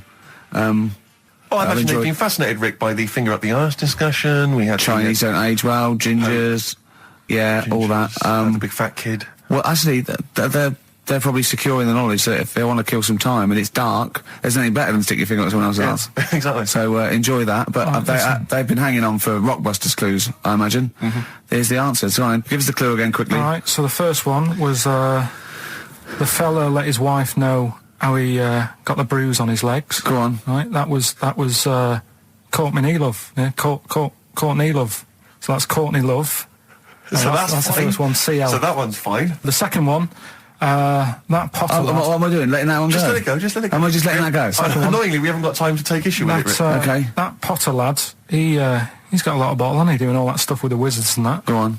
That's Brave Harry, the Bravery, current sort of XFM band, the Brave Harry, that works as well. No, it doesn't. And the last one... No, it doesn't. No, it doesn't work. The Buddhists... It doesn't work. Won't be able to get in their temple without Doesn't these. work. Brave Harry. It doesn't work. Brave Harry. The Brave Buddhists, Harry. Buddhists won't be able to get in their temple without these. TM. That's the monk keys, right? So who got all them? The monk keys. Who got all them? Right? Which band are called the Monk Keys? The Monkeys. Oh, the Monkeys. Yeah, the Monkeys. That's Feeder and Come Back Around. It's a new leaf, Steve. I'm going to do properly now. I'm not going to be slovenly. I'm sitting up straight, you see. Yep. And it's going to be a proper DJing, because I think... Coming up soon, some great tracks, including a new one from Abs and an old one from Snow. Informer. You know me, don't be stormy, eka-boom, a licky boom boom down. I'm joking, of course. We've got some fantastic tracks. There's some great chat, and we've got Karl with me, great Steve. Chat. Steve, I'm Ricky Gervais on XFM 104.9. There he is indeed, with him Steve Merchant. And Karl Pilkington, of course. Say hello, Karl. All right. Yeah, nice. And you say you read... The beginning of a radio show is very much your wares, your shop window, laying out your stall. I don't think you could choose a better track than The Only Ones, Another Girl on the Planet. I'd love to hear it. One of my favourite intros, that. Amazing. Oh, that was dangerous, because I once heard on Capital Radio, this has got to be the greatest rock intro of all time. And they played Money for Nothing by Dire Straits. Brilliant. Yeah, I can just imagine them putting their head down. I remember a friend of mine, when I was at school, he just bought a car, and he took me outside to show off the stereo system, Money for Nothing. Really? He just played that. I never heard the song before. Just played that for its entire 4 or 5 minute duration. It is a good song for the sound system. Yeah, it's a good song for showing off intros and sound systems. Exactly. Yeah. You said you were driving along earlier. You saw someone. It was one of those zooped up sort of sporty saloons. Nice. You know, the big like a Mondale or something, those big, and it was blaring out, and the bloke in it was sort of like, I could tell he was 24, but already going bald. Yeah. From like obviously his estate agency job, not jail. Yeah. But he's made a bit of money, and the stereo system was ridiculous. I mean, so loud, and it was going through Covent Garden. He was playing Snow, Informer. Do people remember Informer by Snow? It was a big tune in my I don't know. It's great. Yeah, I always enjoy it. Can I bring that in next week? Can we play Snow next week? Well, you can play a tiny little bit. Tiny little bit of Snow. Yeah. Informer. Do you remember Snow, Karl? Yeah, you loved it. Yeah, big tune. Yeah, loved it. Oh, did you? Big tune from the 90s. Happy song, isn't it? You were saying that you've turned over a new leaf. Yeah. Is that in all aspects of your life, or is that just in your broadcasting career? Because the reason I bring that up is because, do you want to describe what you were eating just now when we came in? Because you're a 40-year-old man, you've put on a little bit of weight, so presumably you're watching what you eat. Well, no, but it sounded exotic. I went into a cafe and they didn't have a cheese sandwich. Right. And Can I describe what it looked like to me? Right, it looked to me like a big slab of cheese. You've just got them to just cut off a big block of cheese, like the size of a CD case, or one of those double albums, right, of cheese, right, and just lightly melt that for me so it drips over my hand and it gets really greasy in the bag. But just lay some strips of bacon on the top. Yeah, but listen, you've embarrassed yourself. Is that what it was? No, it's a croque monsieur, so it's French. It's a what? A croque monsieur. A croque monsieur. Yeah, and so I thought, I've never heard of a croque You're having monsieur. See, you've embarrassed yourself. Is that how it's pronounced, or is it croque monsieur? Oh! Hey? You didn't expect me to be bringing out the French. Hey? Tu aimes la musique pop? Oui, je t'aime la musique pop. Le plume de ma tante. Où est le syndicat d'initiative? That means my aunt's pen. So what was it then? It was a croque and it was just too greasy. It was just too, and it was all wobbly. I like toast, like it to be crisp. Sure. That's the thing with like, what? This is rubbish. Play Coldplay. Back to form there, Oasis, and Little by Little. This is XFM 104.9. I'm Ricky Gervais. Who are you? My name's Steve Merchant. Good to see you. Thanks. With us, the producer in the studio is Karl Pilkington, and he'll be doing the buttons. Yeah. You made a good effort there, but once again, got bored. Words to your enemy, Rick, and they defeated you once again. Just run out of steam with the sentences. Every week I think, well, I'm really going to make an effort now. I've chosen some records. Yeah. That's it. That's as far as it goes, isn't it? Yeah. Maybe you should write out what you're going to say at the top of the show. Write that out. Get a nice big crayon. I like to keep a little bit of, a little bit of something, a little bit of spark, a little bit of liveliness to it. Sure. How are you? Good to see you. Yeah, it's great. It's great to it's great to be out of the house again. Yeah. Oh yeah, just I was going to say, because we've been doing this for a long time now with a little break, but XFM are bringing new listeners all the time. I've heard 4 or 5 a week. Really? Yeah. New listeners tune in to XFM 104.9. Beware. Yeah. Yeah. And we might take it for granted the people that know who we are, know who you are, know who Karl is. Sure. Now, if you're a regular, then you know exactly who we are. But for those of you who don't, I'm Ricky Gervais. Ricky Gervais, a BAFTA award-winning actor and writer. Steve Merchant, all those. A friend of yours. Yeah. And this is the important thing. Karl Pilkington. Absolutely. Our producer. I say producer, he was the bloke who was lumbered with a job. When I said, listen, I used to run the desk in the old days when I was like, I used to press the buttons and run the desk and everything. And now I said, listen, I've been on the telly. I do not press my own buttons. And Karl said, well, I don't really work weekends. And they went, well, you do if you want to keep your job. Absolutely. And we were lumbered with him. And then we discovered that he's not just a little dork, a little manky sort of idiot. Sure. He's got a nice shirt. He's got, you know what I mean? He's got something else. Absolutely. He brings another dimension, yeah. Yeah. And, he started having a little chat, and we discovered that he had quite a lot to say. Well, I think you're absolutely right, and I think I was wondering maybe we should maybe play another tune, but after that, I just think we should re-familiarise our radio audience with Karl, and any new listeners, just somehow going to let them get to know the real Karl again. Well, if you are new, you'll find that we like some old songs, some new songs, some chitter-chat. We get serious sometimes, there's some tears and some laughter. Yeah. We kicked off with Oasis' new one, Little by Little. We're going to go back in time now to Iggy Pop and his Stooges with I'm Bored. Coldplay and In My Place on XFM 104.9. I'm Ricky Gervais. With me, Steve Merchant. Hello Steve, there. Lovely to be here. Yeah. Karl Pilkington there, pressing the buttons. Great to be here. Yeah. How long can you maintain it? I'm bored already. Yeah, already bored of doing that. Bored already. Every week you start it the same way. Yeah. That was not bad though. You actually grammatically made sense, which is really impressive. Yeah. Thanks very much. A rare treat indeed from Ricky Gervais. Some of the listeners have already worked out. Got nothing to say at all. Sure. Haven't prepared again. No. We did come in half hour early to prepare, but instead me and Karl were playing. You had to flick the football into the bin. Right. We had 5 goes each, or the world was going to end. Okay. And that took up. That took up a good 25 minutes. Yeah. I liked it when we came back, and then we started just trying to beat each other in the corridor, and I beat him. I scored a goal. He was gutted because he thought he fancied himself at football, and I beat him. And I was knackered and sweating. Yeah. As I walked back to you about 5 minutes ago, you were looking through the records. You went, and this was lovely, you went, well, we've done the preparation then. Yeah. Like a sarcastic teacher. Yeah, like a teenager, like an annoyed teenager. Whose parents have embarrassed him once again. And you beat Karl, did you? Yeah. Because you're not I mean, you're not particularly... I'm not good at football, Well, no. you're not particularly nimble on your feet. Oh, come on. No, you're not. Douglas Bader is more nimble. I'm all right. I'm You're all not. right. But Carl's sort of, I think he's got more skills than me, but he hasn't got the aggression and the weight. Yeah. So I just pushed him aside. Yeah, good work. Yeah. Good work. I'm going on holiday. Are you? Yeah, I'm not here next week. What are you going to do, Carl? Are you going to do the best of or something next week, aren't you? Yeah, that's what we've got to sort out. Well, I can't sort it out. I've got to go to the airport. No, straight after the show you've got to do some links. No, I'm not doing any links. I said I wouldn't, so... That's what we planned. No, we didn't. I said I'd do some during the show, and then I thought you were joking. I honestly can't do it today, so we do some during the show. What are you going to do? Just put the shows that we've done in this year? Sorry, guys. I hate to interrupt. This is the sort of stuff we should have been discussing when you were playing football. I know. Play what are you going to play? Let's have a bit of Foo Fighters. Okay. Let's just discuss this off there. Okay. 104.9 XFM. You alright? This is Karl, producer of Ricky Gervais and Steve Merchant. They're not about today. Ricky's on holiday. Steve couldn't be bothered. So I'm left here with all the DATs. That's a digital audio tape of all the shows they've done since they've been here over the last, I don't know, year and a half or something. So we'll play you some of the best bits. Alright, so here's the first bit. I just wish we could maybe tape the bits we're not on air, just because that's when Karl comes into his own. Yeah. He just said to me, I don't know what I was doing, I was sort of like pottering around, dancing around, doing something annoying probably, and he just looked at me, I don't know, and he was looking at me, and I looked back, and he went, have you ever used a Y-front properly?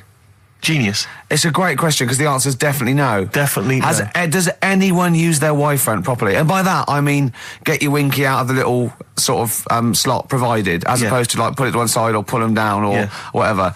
Has anyone used a Y-front properly? I don't think I've ever done it. I don't think I've ever done it. I've never seen anyone in a toilet doing it, Rick. You should be looking. I wish I hadn't said that. I caught ya. Really? Yeah. That's actually how you prove people are gay. Yeah. Get them into this conversation. Yeah. It's a trap. Yeah, it's a trap. It was the trap. Yeah. I'm not gay, by the way. Yeah. You didn't prove I was gay. I double bluffed you. Because I knew the old gay trick. I thought it was the old gay lord say no thing. That is another method. Yeah, there's innumerable methods of doing it. That's how Oscar Wilde was caught. Yeah. Yeah. What happened there? Well, the judge went to him, did you see that film last night? Gay Lord Say No, and he went no, and they went take him away. Yeah. Take him down to the cells. Yeah, take him to Reading. It is true. That is well... true. It originated in America. Yeah. So many of these things do. It's a brilliant point, Karl. I'd like to hear from anyone listening who's... And, I mean, well, they'll just lie, wouldn't they, I suppose? Yeah. I don't even use sort of flies, usually. I sort of pull my Y-front, my sort of tracksuit. So that's why I wear sort of like elasticated waistbands all the time. Exactly. Just sort Speed. of like... Yeah. You got to get in there with the minimum of effort. Yeah, and out. Sure. Often I won't shake. No, no. To my detriment, because it often leaks out a little bit later, doesn't it? Ever been out on a date with a girl where it's just trickled down your leg and you wish it hadn't, and you're thinking, what if she gets my trousers off later? She might smell it or see it. What? What? I don't know. I don't know what I said there. Right. Feeder, come back around on XFM 104.9. You're listening to Ricky Gervais. Yeah, I'm with him as well, Steve Merchant. I was thinking of dropping that.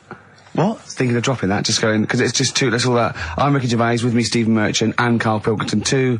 I mean, get to the music, so it's, hi, I'm Ricky Gervais, this is XFM. Sure. Here's Radiohead. Yeah. Something like that, come out, that was Radio at XFM, I'm Ricky Gervais. Tony Blair, what's he all about? Yeah. That sort of, snap, fast, because I quite, on a serious note, and you've always been saying it, I listened to an old show, because when Karl was compiling those things, I listened to an old show, and I listened to me, and I'm really concentrating now, because I sounded like the most inarticulate, brain-damaged older drunk I have ever heard given a show. Yeah. I mean, I was shocked. Not finishing sentences, leaving out words, slurring, just doing noises that you understand because you know me. Yeah. So I'm really going to make an effort for the listener. Yeah, it's not going to happen, is it?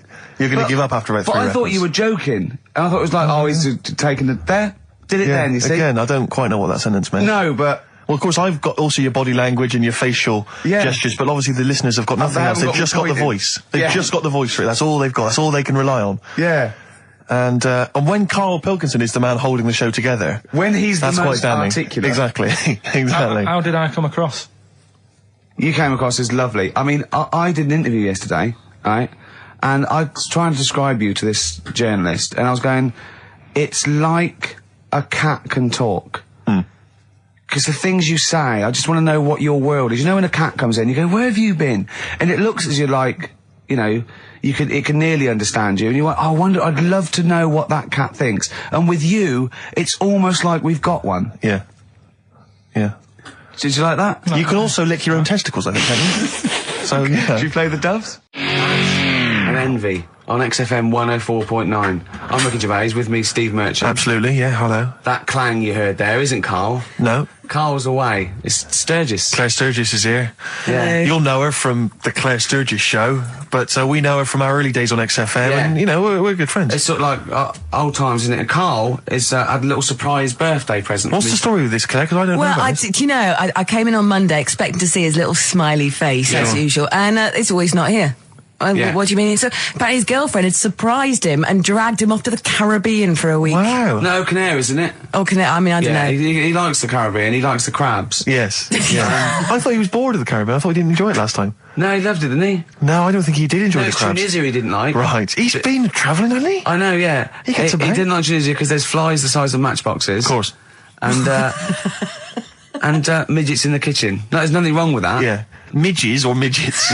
Midgets, he said. Right. It was midgets. He wasn't saying anything bad, he said that there were lots of midgets in there. Lots of midgets in the kitchen. And I thought he'd gone away to some sort of, like, theme holiday. Yeah. But, no, this is, I think, Gran Canaria, or the Canaries, or whatever it's And how old is Karl? 30. Is he 30? 30 last week, I think, yeah. Oh, so it was actually a birthday present? Oh, yeah. It's a big deal. Yeah. Okay, I just thought, but that's all right. So have you got a competition that you can regale us with, Claire? Because obviously Karl provides a lot on this show. Hold on. We could do White Van Claire. White Van Claire? Yeah. Are you familiar with this? We ask you questions, topical questions, just getting your opinion really on the week's news. Okay, yeah. It's on the spot. If you look forward to that. But you know I'm a little bit, you know. A little bit simple? That's fine. Just a little bit, you know. What? I always sit on the fence. Oh, right. Well, don't sit on the fence. You see, the worst thing there was she was saying I'm a little bit like, you know, liberal or undecided, and you went simple. Yeah. You assumed. I didn't know. I thought I'm a little bit, coked up? I don't know. Who knows? It's Sturgis. Anything could be possible.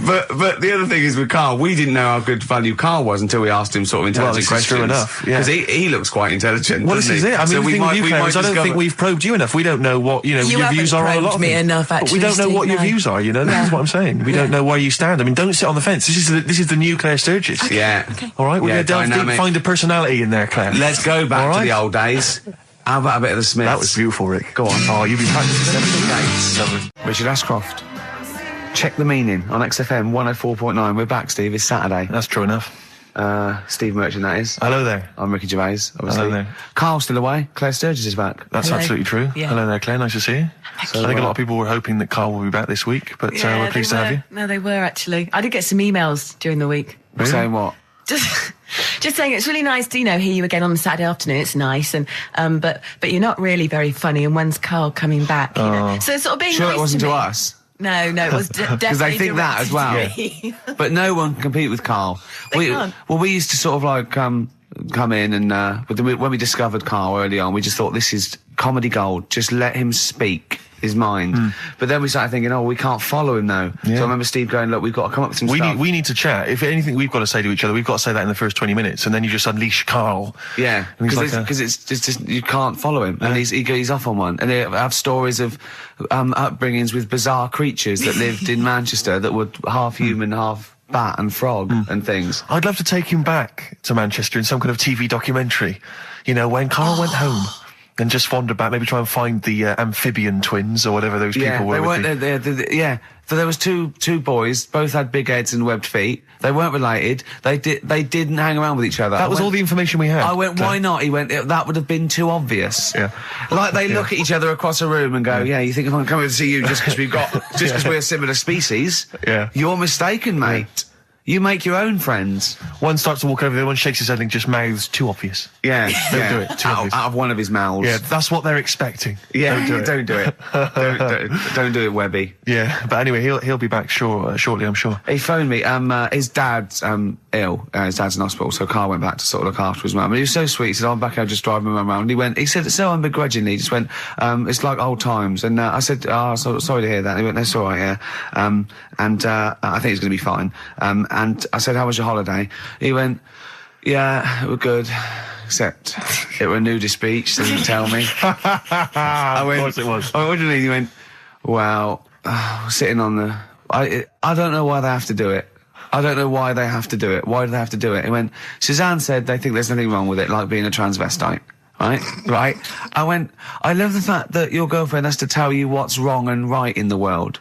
And he went, well, we're walking along the beach, fella coming towards us with knob out. I went, oh, what's going on here? Right? And he said, and because it wasn't all nude, he's walking round, he's stark naked, and he wants the freedom of that, but he's got a big rucksack on his back with his clothes on, so he has to get changed. He went, so what's the point in that? Right? And I went, he should just carry the book. He went, what, and covered it up when he went, oh yeah, good idea. See? He went, but I wasn't happy. He says, and that was the first day, so we didn't go there again. I can just imagine his little face. Yeah, just going, all right, gobsmacked. That's out, that's out. What's that doing out? Why has he got his out? I imagine Karl sort of dressed in a suit. In a sort of safari suit, done right up with a cravat. I'm not undressing. I don't want people seeing the flesh. That's for you, love, and no one else. But I love the fact that it's going and goes, Karl, they don't think there's anything wrong with it. They're just happy that way. and he in his own mind just goes, like being a transvestite. He knows there's nothing wrong with that. I'm always a little bit suspect about people who like walking around nude. I think you meant transvestite. No, nudists. What? Hold on. Can you be a naked transvestite? What are you then? Yeah, I suppose you're a... When Eddie Izzard's naked, is he a naked transvestite? That's an interesting metaphysical question. Yeah. Yeah. On XFM 104.9. If you know the answer to that metaphysical question, or indeed any of the famous ones, if a tree falls in a forest and no one hears it, has it fallen over? Any of those. That's brilliant. Yeah, if you leave the room, Rick, does it get quieter? Yeah, what's the sound of one leg hopping? Exactly. What we got there, Claire? Do you want some music or I'd love to hear it. What you got? Chat? I've got the Vines, actually. Oh, play it. Strokes. Someday. I'm already annoyed. I've been here 3 minutes and I'm already annoyed. Yeah. I'll bring back Claire, I'll tell you. No, it's not his fault. It's the whole place. The library's shite. I tried to get... Oh, God. I had to go to Capital Library. Chill. Fancy that. I had to go to Capital Library to get a couple of records I wanted. Right? Place is falling apart. The email's not working. It's so shoddy. He's had 2 weeks off. I'm on holiday. I mean, they might as well bulldoze this, honestly, because for all the, It is ludicrous. And we get paid peanuts. You get paid, do you? And it really annoys me to have to fight. Anyway, just calm down. 104.9, I'm Ricky Gervais, with me Steve Merchant and Karl Pilkington. Karl, you're back. All right. How was it? What, the holiday? Yeah. Well, it wasn't all fun, was it? Because my dad was in hospital. Oh, but he wasn't during the holiday. Not during the holiday, though, was he? You came back from holiday and then found that out, didn't you? Yeah, but it happened when I was on holiday. Did you know that, though, when you're on holiday? No, because I didn't take my phone with me. Well, the weird thing is, I got a feeling when I was sat there, because it normally happens. What was the nudie speech, was it? When I first went away... You saw that old fellow with his packet out? When I went to Ibiza, right, I had a feeling, and I called home, my dad had punctured a lung. When you say you had a feeling, what do you mean, a feeling? Just like, I should call home, there's something not right. But this time, a very specific feeling. How did that manifest itself? How did you get that? What kind of feeling? Is that tingling thing? I'm getting a bit of a lung feeling. Yeah. A bit of a dad lung feeling. That feels like a punctured lung. Hold on. Anyway. But anyway, the holiday was good. We talked about it last week. Well, let's probe Karl about his holiday, because that's the sort of thing that audiences will stay tuned for, Rick, I'm pretty certain. Yeah, sure. Find out about you know more about this radio business than me. You've hooked them already. Indeed, yeah. Well, also I'm thinking we've got nothing. Now. We may as well save that. No, I resent it. I used to put a lot of work in, but no, I think of the money, which is, for me, pretty shoddy. Well, you know what I mean? I don't usually get out of bed for a lot of cash. Well, exactly, yeah. And, the whole thing is, the whole setup. It was raining today. I thought, I should have a cabin. And then the sun came out, so I walked in again. Ah, dear. How are you? But, I'll tell you what, I got a bit criticised last week as well, that I only played ballads and same songs, so I'm going to rock out this week. Oh, I've been down to the Capital Library to get some good tunes. And, what about a little bit of AC/DC? Oh. Took me all night long. Let's hear it. Doves, Caught by the River on XFM 104.9. I'm Ricky Gervais, Steve Merchant, hello, Karl Pilkington and everything. No, I'm going to be honest with you. Go on. A little bit hungover, don't feel very well. Yeah. I don't know if I'm hungover or still a bit drunk. I don't feel... You sound like you're still a bit drunk. Yeah, so what I'm worried about... You do every week, so... But what I'm worried about is that the standard will slip. Yeah, Sure. if I'm not right on the ball. And the other thing is I haven't had a lot of time to prepare the show today. Okay. So I don't feel, 100%. yeah, I haven't done the Carl. Right. Look. Have you finished that sentence? I don't make me laugh because it hurts as well. And there's the other side effect to me being a little bit hungover or drunk or whatever, right, is that I can be annoying. Right, yes. Because just to amuse myself, I sort of like turn my body off a little bit and just poke and like that and annoy people and that. I want to sort of like. Well, you do the physical equivalent of freewheeling. Don't you? You just I sort of want to climb on Carl and go to sleep on him. Yes. Do you know what I mean? Yes. They both annoy him and it'd be comfortable. Yes. Which is, can be annoying. Just a little thing just to make this show a bit easier. If you'd put your hand up when you want one of us to speak, because I'm not quite sure when the sentences are finished. The hands are up. Okay, good. So, the hands are up. Okay. Okay. Good, alright. Okay. Are you gonna just keep them up the rest of the show, or? No, Carl, do what you, huh? Good, alright. Do you want to, is there an excuse as to why you're a bit hungover? Too much wine. Okay. Last night, yeah. Yeah, good. Thanks for Okay. that. Because this is the only work you've got to do all week, isn't it? Unless I'm very much mistaken. You don't have to do anything. You just sit at home eating cheese. Yeah. Then occasionally you do a bit of sort of shadow boxing. And that's exercise. And then you sit and watch TV. Yeah. Is that roughly what you did this week? Yeah. Uh-huh. So this is the only 2 hours you had to do anything for all week. This is you had to prepare for this. Yeah, but who can plan a hangover? Right. You'd think, Carl, you said you had some stuff. Yeah. What have we got? I love the fact that, whereas I was a little bit slow, Carl there leapt into action to keep this show afloat, keep the pace up. Go on.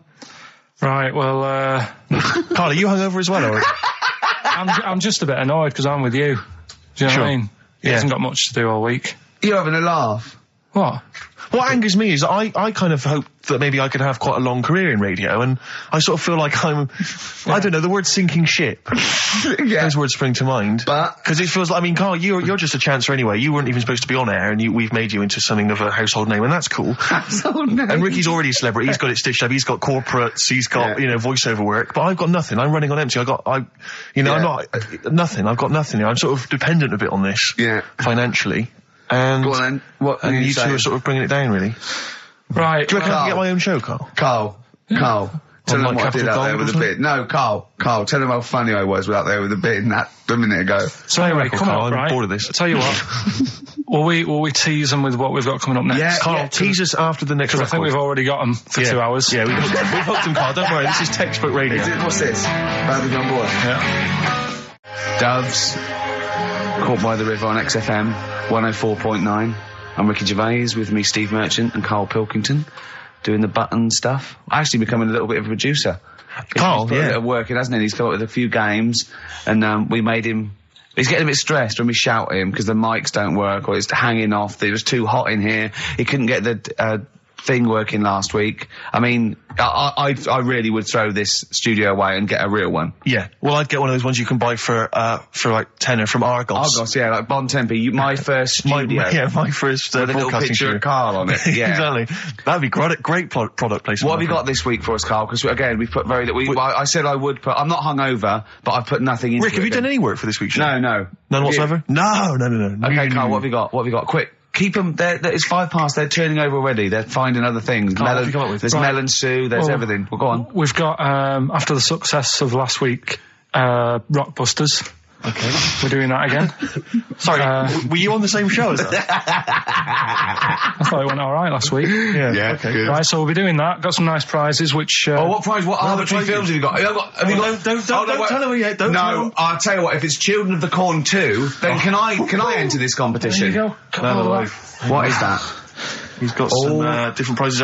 Maybe I should just tease the audience with those a bit later, Rick, because there's some exciting stuff there. It's going to be amazing. Yeah. Right, so I don't want to give too much away, Rick, but one of them is a copy of The Office on DVD. Is anything like maybe Burt Reynolds' straight-to-video film? Are there any of those in there? Sadly, nothing quite as classy. Fist. Yeah. Right. So we've got that lot to give away. Yeah. We've got Go on. educating Ricky. Well, teacher stuff. Because you taught me that people used to eat tomatoes off lead plates in the land of Narnia last week, which was good. Yeah. No, it's only tomatoes they ate off the lead plates, by the way. Why didn't they think other fruits and vegetables were poisonous?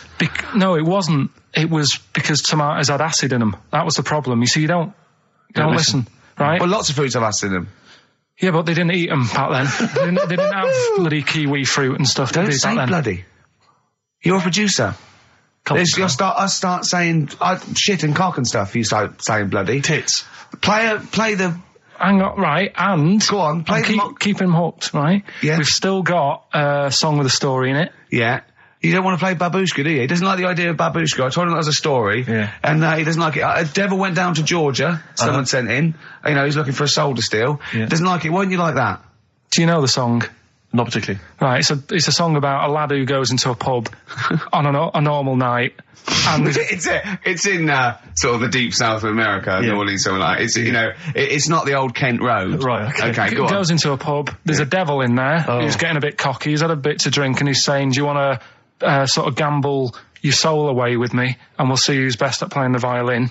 Yeah. And I think the lad wins in the end, but it's not real enough. Whereas the one. Oh. What? Not like the Shadow that got fed up and started pushing kids off bikes? Rick, I think you're referring to stuff that no one made sense of last week. Yeah, exactly. I don't think we should refer to last week. Let's play Mock Turtles, Can You Dig It? And then we'll come back and we'll talk about that. I've come to the conclusion, Rick, we should never refer to stuff Karl said in the past, because it would just take too long to explain. Okay, alright, that's fair enough. Foo Fighters.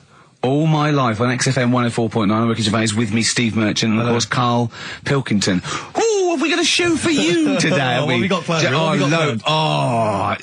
Loads of stuff and 2 hours of it. Right. And all the records. Specifically, what sort of stuff have you planned for us? Because I know you've been What have you done? Well, you know, I've been busy this week. I've been house hunting, I've various things, but I know you've had the whole week off. Right. So what have you been up to? Go on, Karl, tell them what we've got. Tell them what we've planned, all the stuff you've done. What have you got? But Rick, specifically, what have you come up with? Quick, because people are getting bored. Tell us what I've come up with the music. Right. Obviously, we've already planned that. We planned that last week, so that's all done. But what have you yourself contributed to today's show? I got a text message today from Ross Noble. You know Ross Noble, the comedian.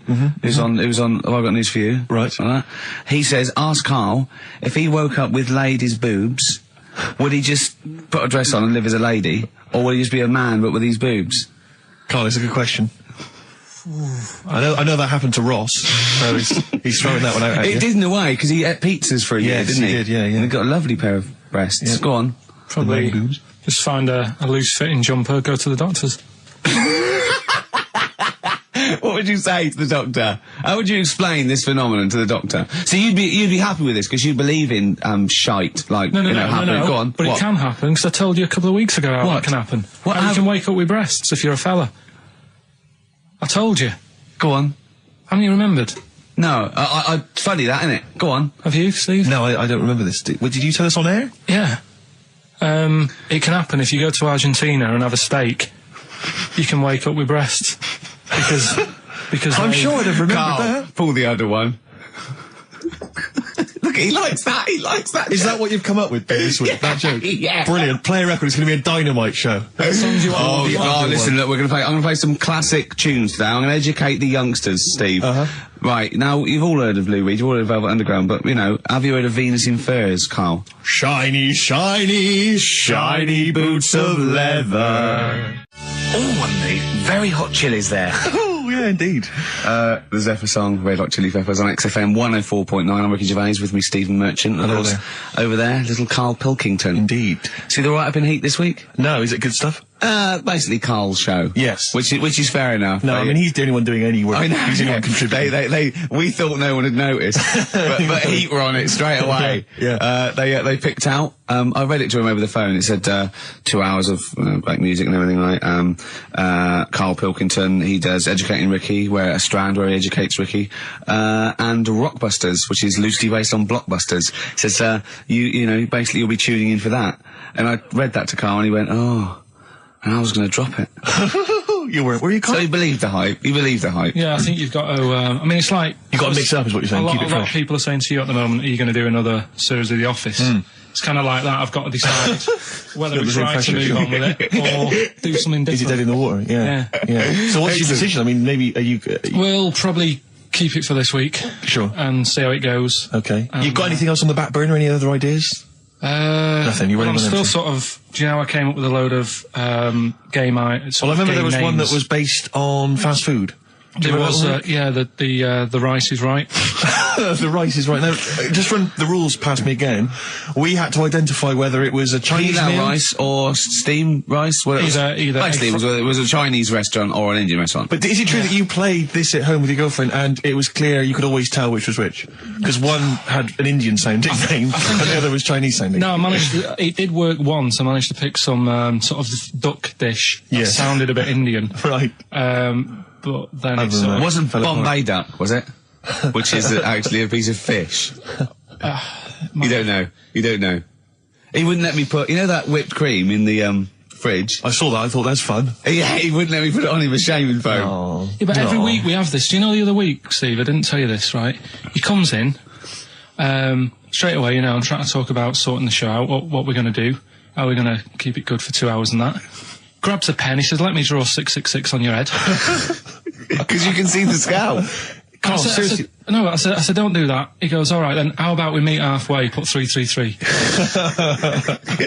Every week it's the same thing. But I quite like the cream. Did you get any cream on him at all? No. Is it the spray cream in a chicken? Yeah, he said no. Carl, could I just make some, just spray on some glasses? Just some round glasses on your face. Father Christmas! Hello? It's nearly Christmas, hello! Come on, it is Ricky Gervais' show. Yeah, should we play a record and then come back to this mayhem? This crazy mayhem? Yeah. Foo Fighters. All My Life on XFM 104.9. I'm Ricky Gervais, with me Steve Merchant and Karl Pilkington. Indeed. Genius Karl Pilkington, as Heat magazine said. Really? Is that what he's referred to now? Yeah, yeah. Genius. Saying about people tune in just to hear his games, such as Educating Ricky. Have you got some Educating Ricky for me? Got some education. I need some education, Karl. I desperately need some education. I want to learn about Chinese kids that are born hairier than average. I want to hear about deaf girls that can hear after their mum hits their head against a wall. These are the things I need to know. I mean, I don't wish to be disrespectful. He doesn't look like a genius. He doesn't look like a genius. But then I don't know what a genius looks like. Exactly. So, Steve. I don't want to be look at Einstein. Yeah. His mum thought he was mental as a child. Where'd you get that information from? That was in the Einstein book. Well, it was in the Einstein book, then it's presumably true. Which Einstein book is that? His Theory of Relativity? The big book of Einstein stuff. Oh, yeah. Yeah, the big bumper book of Einstein stuff. It's for a coach trip, and you have to fill in E equals MC1 squared, 2 fish, or 3 hello, and then it's multiple choice, and you fill it. It's great. Did his mum think, A, he was a genius, B, mental? Most people go for A, but it is in fact B. She thought he was mental at the age of 28. Oh, Karl, you never let me down. You never let me down. So have you got Educating Ricky for me? We've got Educating Ricky coming up. We've got Rockbusters. We've got Rockbusters. Great as seen and talked about in Heat. In Heat magazine. It's got really tough this week now. We're not messing about anymore. Right. Got some good prizes. Absolutely, yeah, we'll talk about those later. Because, I mean, was it last week that you had the classic? Was it, I can't remember, I'm paraphrasing, Karl, apologies. Something like, I'm here in Texas, I've fallen in a puddle, and my knee has got wet. Yeah. Whitney Houston. Whitney Houston. Yeah. And also, it was last week when there was a little bit of confusion over the one for Holly Valance. Right? Of course. I don't think it was confusion. I think it was your error. Yeah. No, it wasn't. And it was Holy Valance, and you meant Pelmet. Then Becky, who called up that time and said, if you get mistaken with Pelmet, right, she sent me an email in a week saying, I've done a bit of research. Yeah. It was my fault. I've made an error. Yeah. It is a Valance. Okay. And I know about valances, as I told you last week, at the very end, my auntie loves them. Yeah. Right? She makes them. She started off just like putting them on top of the, sort of window around the curtain. And then she thought, I can do more with this. Yeah. And she had a little coffee table that had magazines underneath. And she said, I'm sick of seeing them magazines when I'm sat down. She sounds like a Pilkington. So I'm sick of seeing them magazines when I sit down. So she put a valance around the table. She just got valances around everything now. Yeah. Then, next step, she tapes everything. She never actually watches telly. She tapes it all because she gets sick of listening to the adverts and that. Yeah. So she tapes everything. So she's got loads of videotapes and that. And the video used to get on her nerves. When she was watching a film, she'd see the clock changing. Oh. And it distracted her from the film. So she put a valance around that. Yeah. That's genius. Yeah. So, that is or is it mental? Only Mrs. Einstein can tell. I don't know. She's even made her little Jack Russell look like a hovercraft. Yeah. He's great. So everything's got a valance. If you go round and you stand still for too long, the chances are she'll put a valance around your head. Yeah. This is this is Auntie who? Auntie Nora. And this is the one that farted for 5 minutes. Lest our listeners forget. Lest we farted for 5 minutes. Called his mum, saying I'm farting. 2 minutes into the fart. She said about 2.5 minutes in. Yeah. God. She said I'm about 2.5 minutes into the fart. Well, my mum said, how long's it been going on for? She said, well, it was about 2.5 minutes before I called you. Yeah. And then it went on for a further 2.5 minutes or something. And then it stopped. She couldn't time it because there was a valance over the clock. Yeah, she used to annoy her when she was on the phone and you put her off seeing the time. She was guessing it was 5 minutes. This was one consistent fart.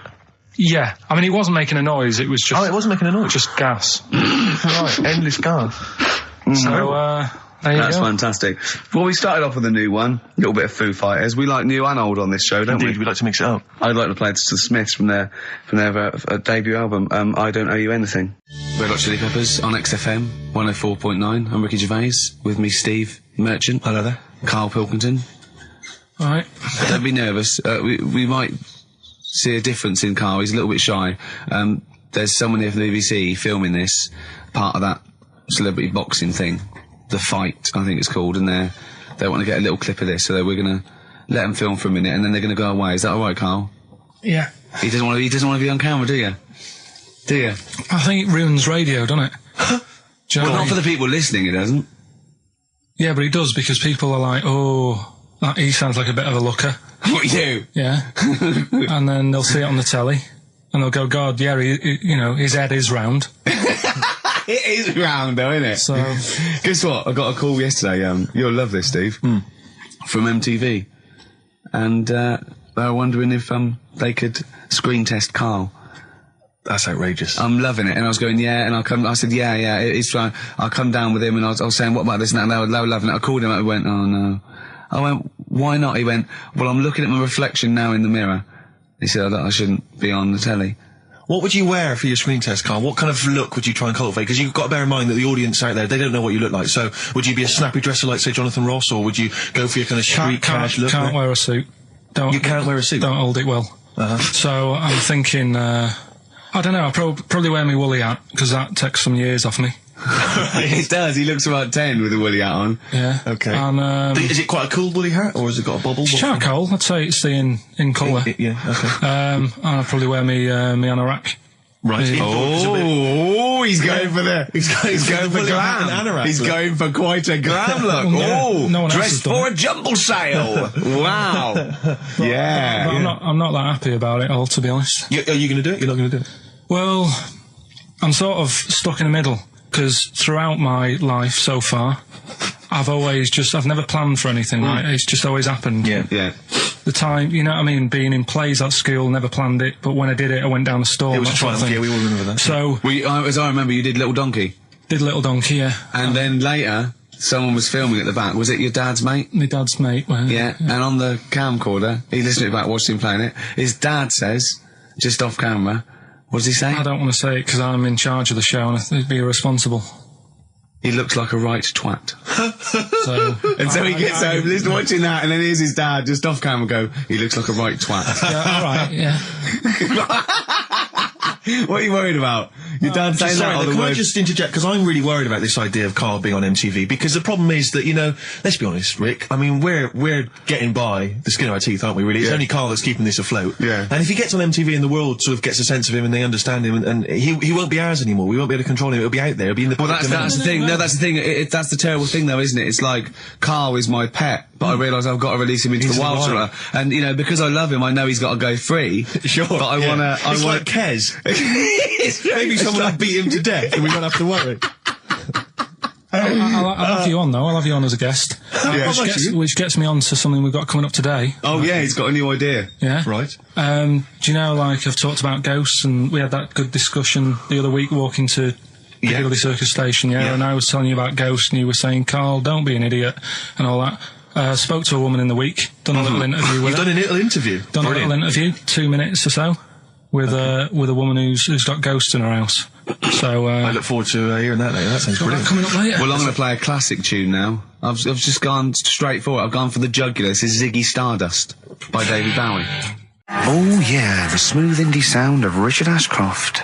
The Science of Silence on XFM 104.9. I'm Ricky Gervais. Joined me is Steve Merchant and Karl Pilkington. It was an excellent link, that, Rick. Did you say Nime at one point? 104.9? Did I? Other than that, it was textbook. Yeah, a desperate attempt at being articulate. Sure. But let myself down. With your Here's the good thing about the boxing thing, because there's no chance of me, you know, slurring the words. No, I already slurred my words. Yeah, so any damage will be totally fine. Yeah. Oh, the doctor's rushing in. I think there might be some kind of concussion. Jane just going, no, that's just the way he talks normal.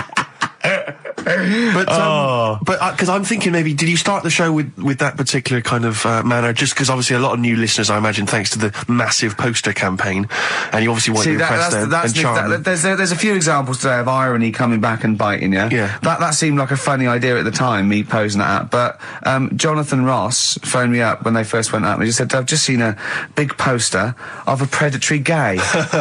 Yeah, you do look a little bit hello, and what's your name? Would you like to sit down here? And then you're in the background. And also, I think the funny thing about having you as a partner, I mean, the only good thing is that you know, you look weird and tall, like too freakishly tall and lanky. But in that one, no, because your background and you're smiling, you don't look as weird as you do in real life, or as freakishly tall. So it sort of ruins it a little bit for me. Look. Pilkington, what are you doing? He's not listening. He's just opening a packet. What are they? McVitie's. See, we should mention them. We get some free ones if anyone at McVitie's are listening, because we're not getting the perks of this. Nothing. I'd say I'm not getting anything. I really got in this game for the ladies, for the money, for the voiceover work. Certainly, I'm seeing hide and hair of that. But you're not getting the voiceover work because Jethro's getting all the parts that you might get. Yeah, sure. Yeah. Okay, Rick. Yeah. You were the voice of what? The drink driving campaign? You sound like a man who was run over in a drink drive incident. I mean, dear. It's like you don't drive. Yeah, but I didn't get any money for that, you did drink I? Or did I? I can't remember. It's like, I mean, talk I don't drive, well, that's good, I don't drive. No, it said don't drink and drive, so I've chosen just to drink. At least I can formulate sentences using the English language, and I'm not getting the voiceover work. The English language of the 14th century. Well, it's better English language and English language. Rather than whatever kind of Middle England language you speak, the language of the hobbits. All right, Karl. Alright. See, you're eating a biscuit. I can't believe it. Are you bored with this already? Do you know what? MTV called me last week. They called me again yesterday and said, when can they come down to do they're coming down next Saturday, by the way, to do a little screen test for you. They're going to sort of just film you with a little camcorder. You said this. They're going to film you. Are you alright? Do you want to, are you hungry? Do you want to go out and have a meal? I can't believe you're eating while I'm on air. No one can hear that. Do you know who I am? No one can hear that. Explain who I am. Well, that's Ricky Gervais, right? He's made his name on TV. Yeah. Okay, he's done any number of corporate gigs, and they pay silly money. So, I mean, this guy's earning, and really earning beyond his talent. All right? So I think I deserve a little bit more than a little mank eating a biscuit while I'm talking. Rick Gervais? Yeah. Have you won a BAFTA? Yeah, too. All right, so just a little bit of respect. Yeah. Yeah. Karl, well, what have you won? What have you won? I got a bronze certificate for doing a full week at school. That's great. It was only a bronze. What is that then? 3 out of 5 days? And I got me a little Crusaders badge, if you remember. What's the little Crusaders badge? The Crusaders badge for the religious club. So I was at the fella that you went and played ping pong ball, so they wanted to talk to you about God. Yeah. Yeah. You got a Crusaders badge, did you? Yeah, that's why I went. That's why I joined. That's why I joined. For the badge. I like the little badge. Did 4 weeks and then packed it in. But we're talking about MTV, right? And I was feeling a bit nervous, wasn't I? About like, you know, the way I look. Right. And what have you. And then I watched a bit of Celebrity Big Brother and all the fuss that Mark Owen's getting. And he's not that good looking, is he? He's very. I want to be Mark Owen's mate. If anyone who knows Mark Owen or Mark Owen's listening, I want to be his mate. I think he's brilliant. I think he's a nice lad. But what I'm saying is, right, all the girls go mad over him. Yeah. And he's not that good looking, is he? Well, no, he's got. He is in a certain way, isn't he? That sort of non-threatening. Yeah, but he's not stunning, is he? Do you know what I mean? No, but no. Well, what's your definition of a stunning? Yeah. Well, who do you like? Someone who you look at and you go, God, they're good Which looking. bloke do you fancy? What bloke do you think's attractive then? So if I was into men, yeah. In fact, you can still say a bloke's a good looker without fancying him. Who do you think is attractive? Probably. I mean, it depends what you're looking for. No, just look. Just look. You think there's different looks as well. Of course, yeah. No, who did you say was so- attractive? Who did you say was like stunning in your definition? A good-looking lad. Yeah. Good-looking lad. Oh, look at him over there. He's.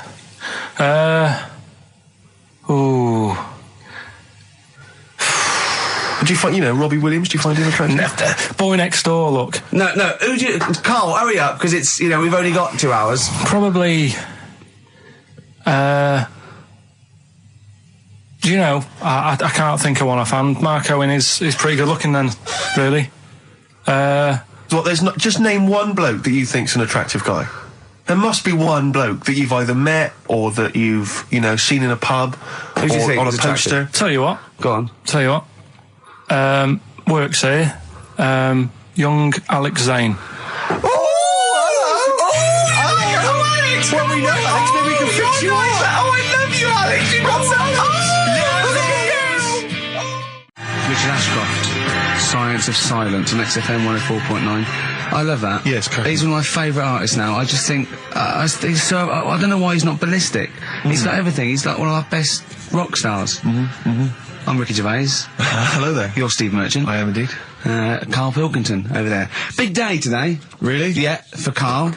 He hasn't been looking forward to it. He's been whinging in the week. A couple of things. He thinks he's overworked. He thinks he's overworked here, and he's stressed, and he's got to do DIY. MTV are coming in, right, to give him the chance of his a lifetime to do just a little screen test, and he's going, well, I'm not going to look good, am I? They're not going to have a why. He said, well, I've got a round head and I'll be wearing headphones. And he's not made an effort. He thinks, they'll put him off. He said, they won't even press record. He's got a spot on his head. I mean... You know, also... Carl, you're not looking forward to it. You're not excited about it. It's a great opportunity. Why is it a great opportunity? To get on MTV? No, but... Look, money for old folk. Yeah, but look what's happened to people like Jeremy Speak, or whatever his name is. And all Jeremy that. Speak, yeah. Yeah, and... yeah, slightly different. Why is it? Well... See? You're making it in the industry, and you've got something to give. He happened to be around when they were filming an airport. Do you see the difference? Alright, the other one then, who's on a boat. Same thing, although at least she had a skill. She had a skill, she can sing, Well, it's just... I think it can all go wrong, do you know what I mean? Well, of course it can. So can sitting in your little room moaning about nothing happening in the world. He wanted to stop educating Ricky because nothing happened. He said, look what happened last week. I scoured the net. He said, all I found was a dog in a car wash and a parrot and a vicar. Right? I'll tell you what, there ain't much more going on this week. Well, you're talking... listen, me and Steve, yesterday, we took a day off to prove you wrong, and we've come up with 2 of the most incredible things I told you about, and they're amazing. So there are things out there, but just go for truth. Go for truth and science and discovery. Fact is stranger than fiction. You don't have to revert to sort of like God and ghosts. I know, yeah. Do you know what I mean? But the funny thing is, like... last couple of weeks I've been saying there's not much going on. Yeah. I found out when I was looking that there was a day in 1930, right? It was a Good Friday. There was no news. There was nothing going on. They had to put a music video on or something on the telly because there was nothing going on. Play a record. We're going to play some classic tracks today. This is Debaser. Pixies, Debaser. I was looking forward to playing that. Came and said, Carl, I'll play that. I was looking, he put it on. Lauren just called through and said, we played that in the last half hour. Embarrassing. Yeah. So It's really what is the embarrassing. point of having a producer if he doesn't check things out? So, I mean, it's a good track. I mean, I'm sorry if you heard that twice in the last hour. Go on, So go what on, I'm going to do is listen to everything all the time. I've been running around. I get in early on a Saturday. You got in about the same time as me? I went out and bought you some biscuits, so you're happy. I put the coffee on. Yeah. I've sorted what prizes we're going to give away. I've been running to the library getting you certain tracks. Yeah. I can't listen all the time. I'm doing my best. Well, I'm not sure it's good enough. I mean, I'm worried when MTV come in, if they've heard this kind of shoddy production, they're going to start to wonder what MTV you're... play the same songs every 5 minutes anyway. Sorry, are you sort of overworked because you were on Zoe Ball show talking? Oh, hello, what's going on here? Well, I thought he was no, I was in exclusively the- on our show. No, I was in the car. I seem to remember, Rick, he was a nobody Yeah. that got a chance to come on air and talk about that. And guess now what he's getting auditions for MTV? Guess what he was talking about on Zoe's show? Oh, hello. All the jellyfish stuff and all that about Can't getting believe stung. it. Recycling material that you've done on this show. I phoned in, right, and I went, stop doing material Zoe's boy. He just hung up on me. Well, I had a job to do. Who do you think you are? Your Look, ego has just gone through the Hang on a roof. minute. What? I had a job to do in the week. They asked me to drive the desk for Zoe, right? They didn't say Zoe, talk. Zoe, if she Yes. talks to you, you can't just ignore her. Yes, you can. you Who can't. is she? Who does she think she is? You made a promise to us, a pact, that you were our kind of Monkey. Yeah. What can I do? If someone takes time off, I've got to do it. It's my job. Yeah, but you don't It's have not to your talk. job. You don't have to use. You're the head of production. We've given you this special gig. This is like taking you out weekends. Yeah, And exactly. you know, if we find out you're getting too much excitement in the week, we'll have to just calm it down.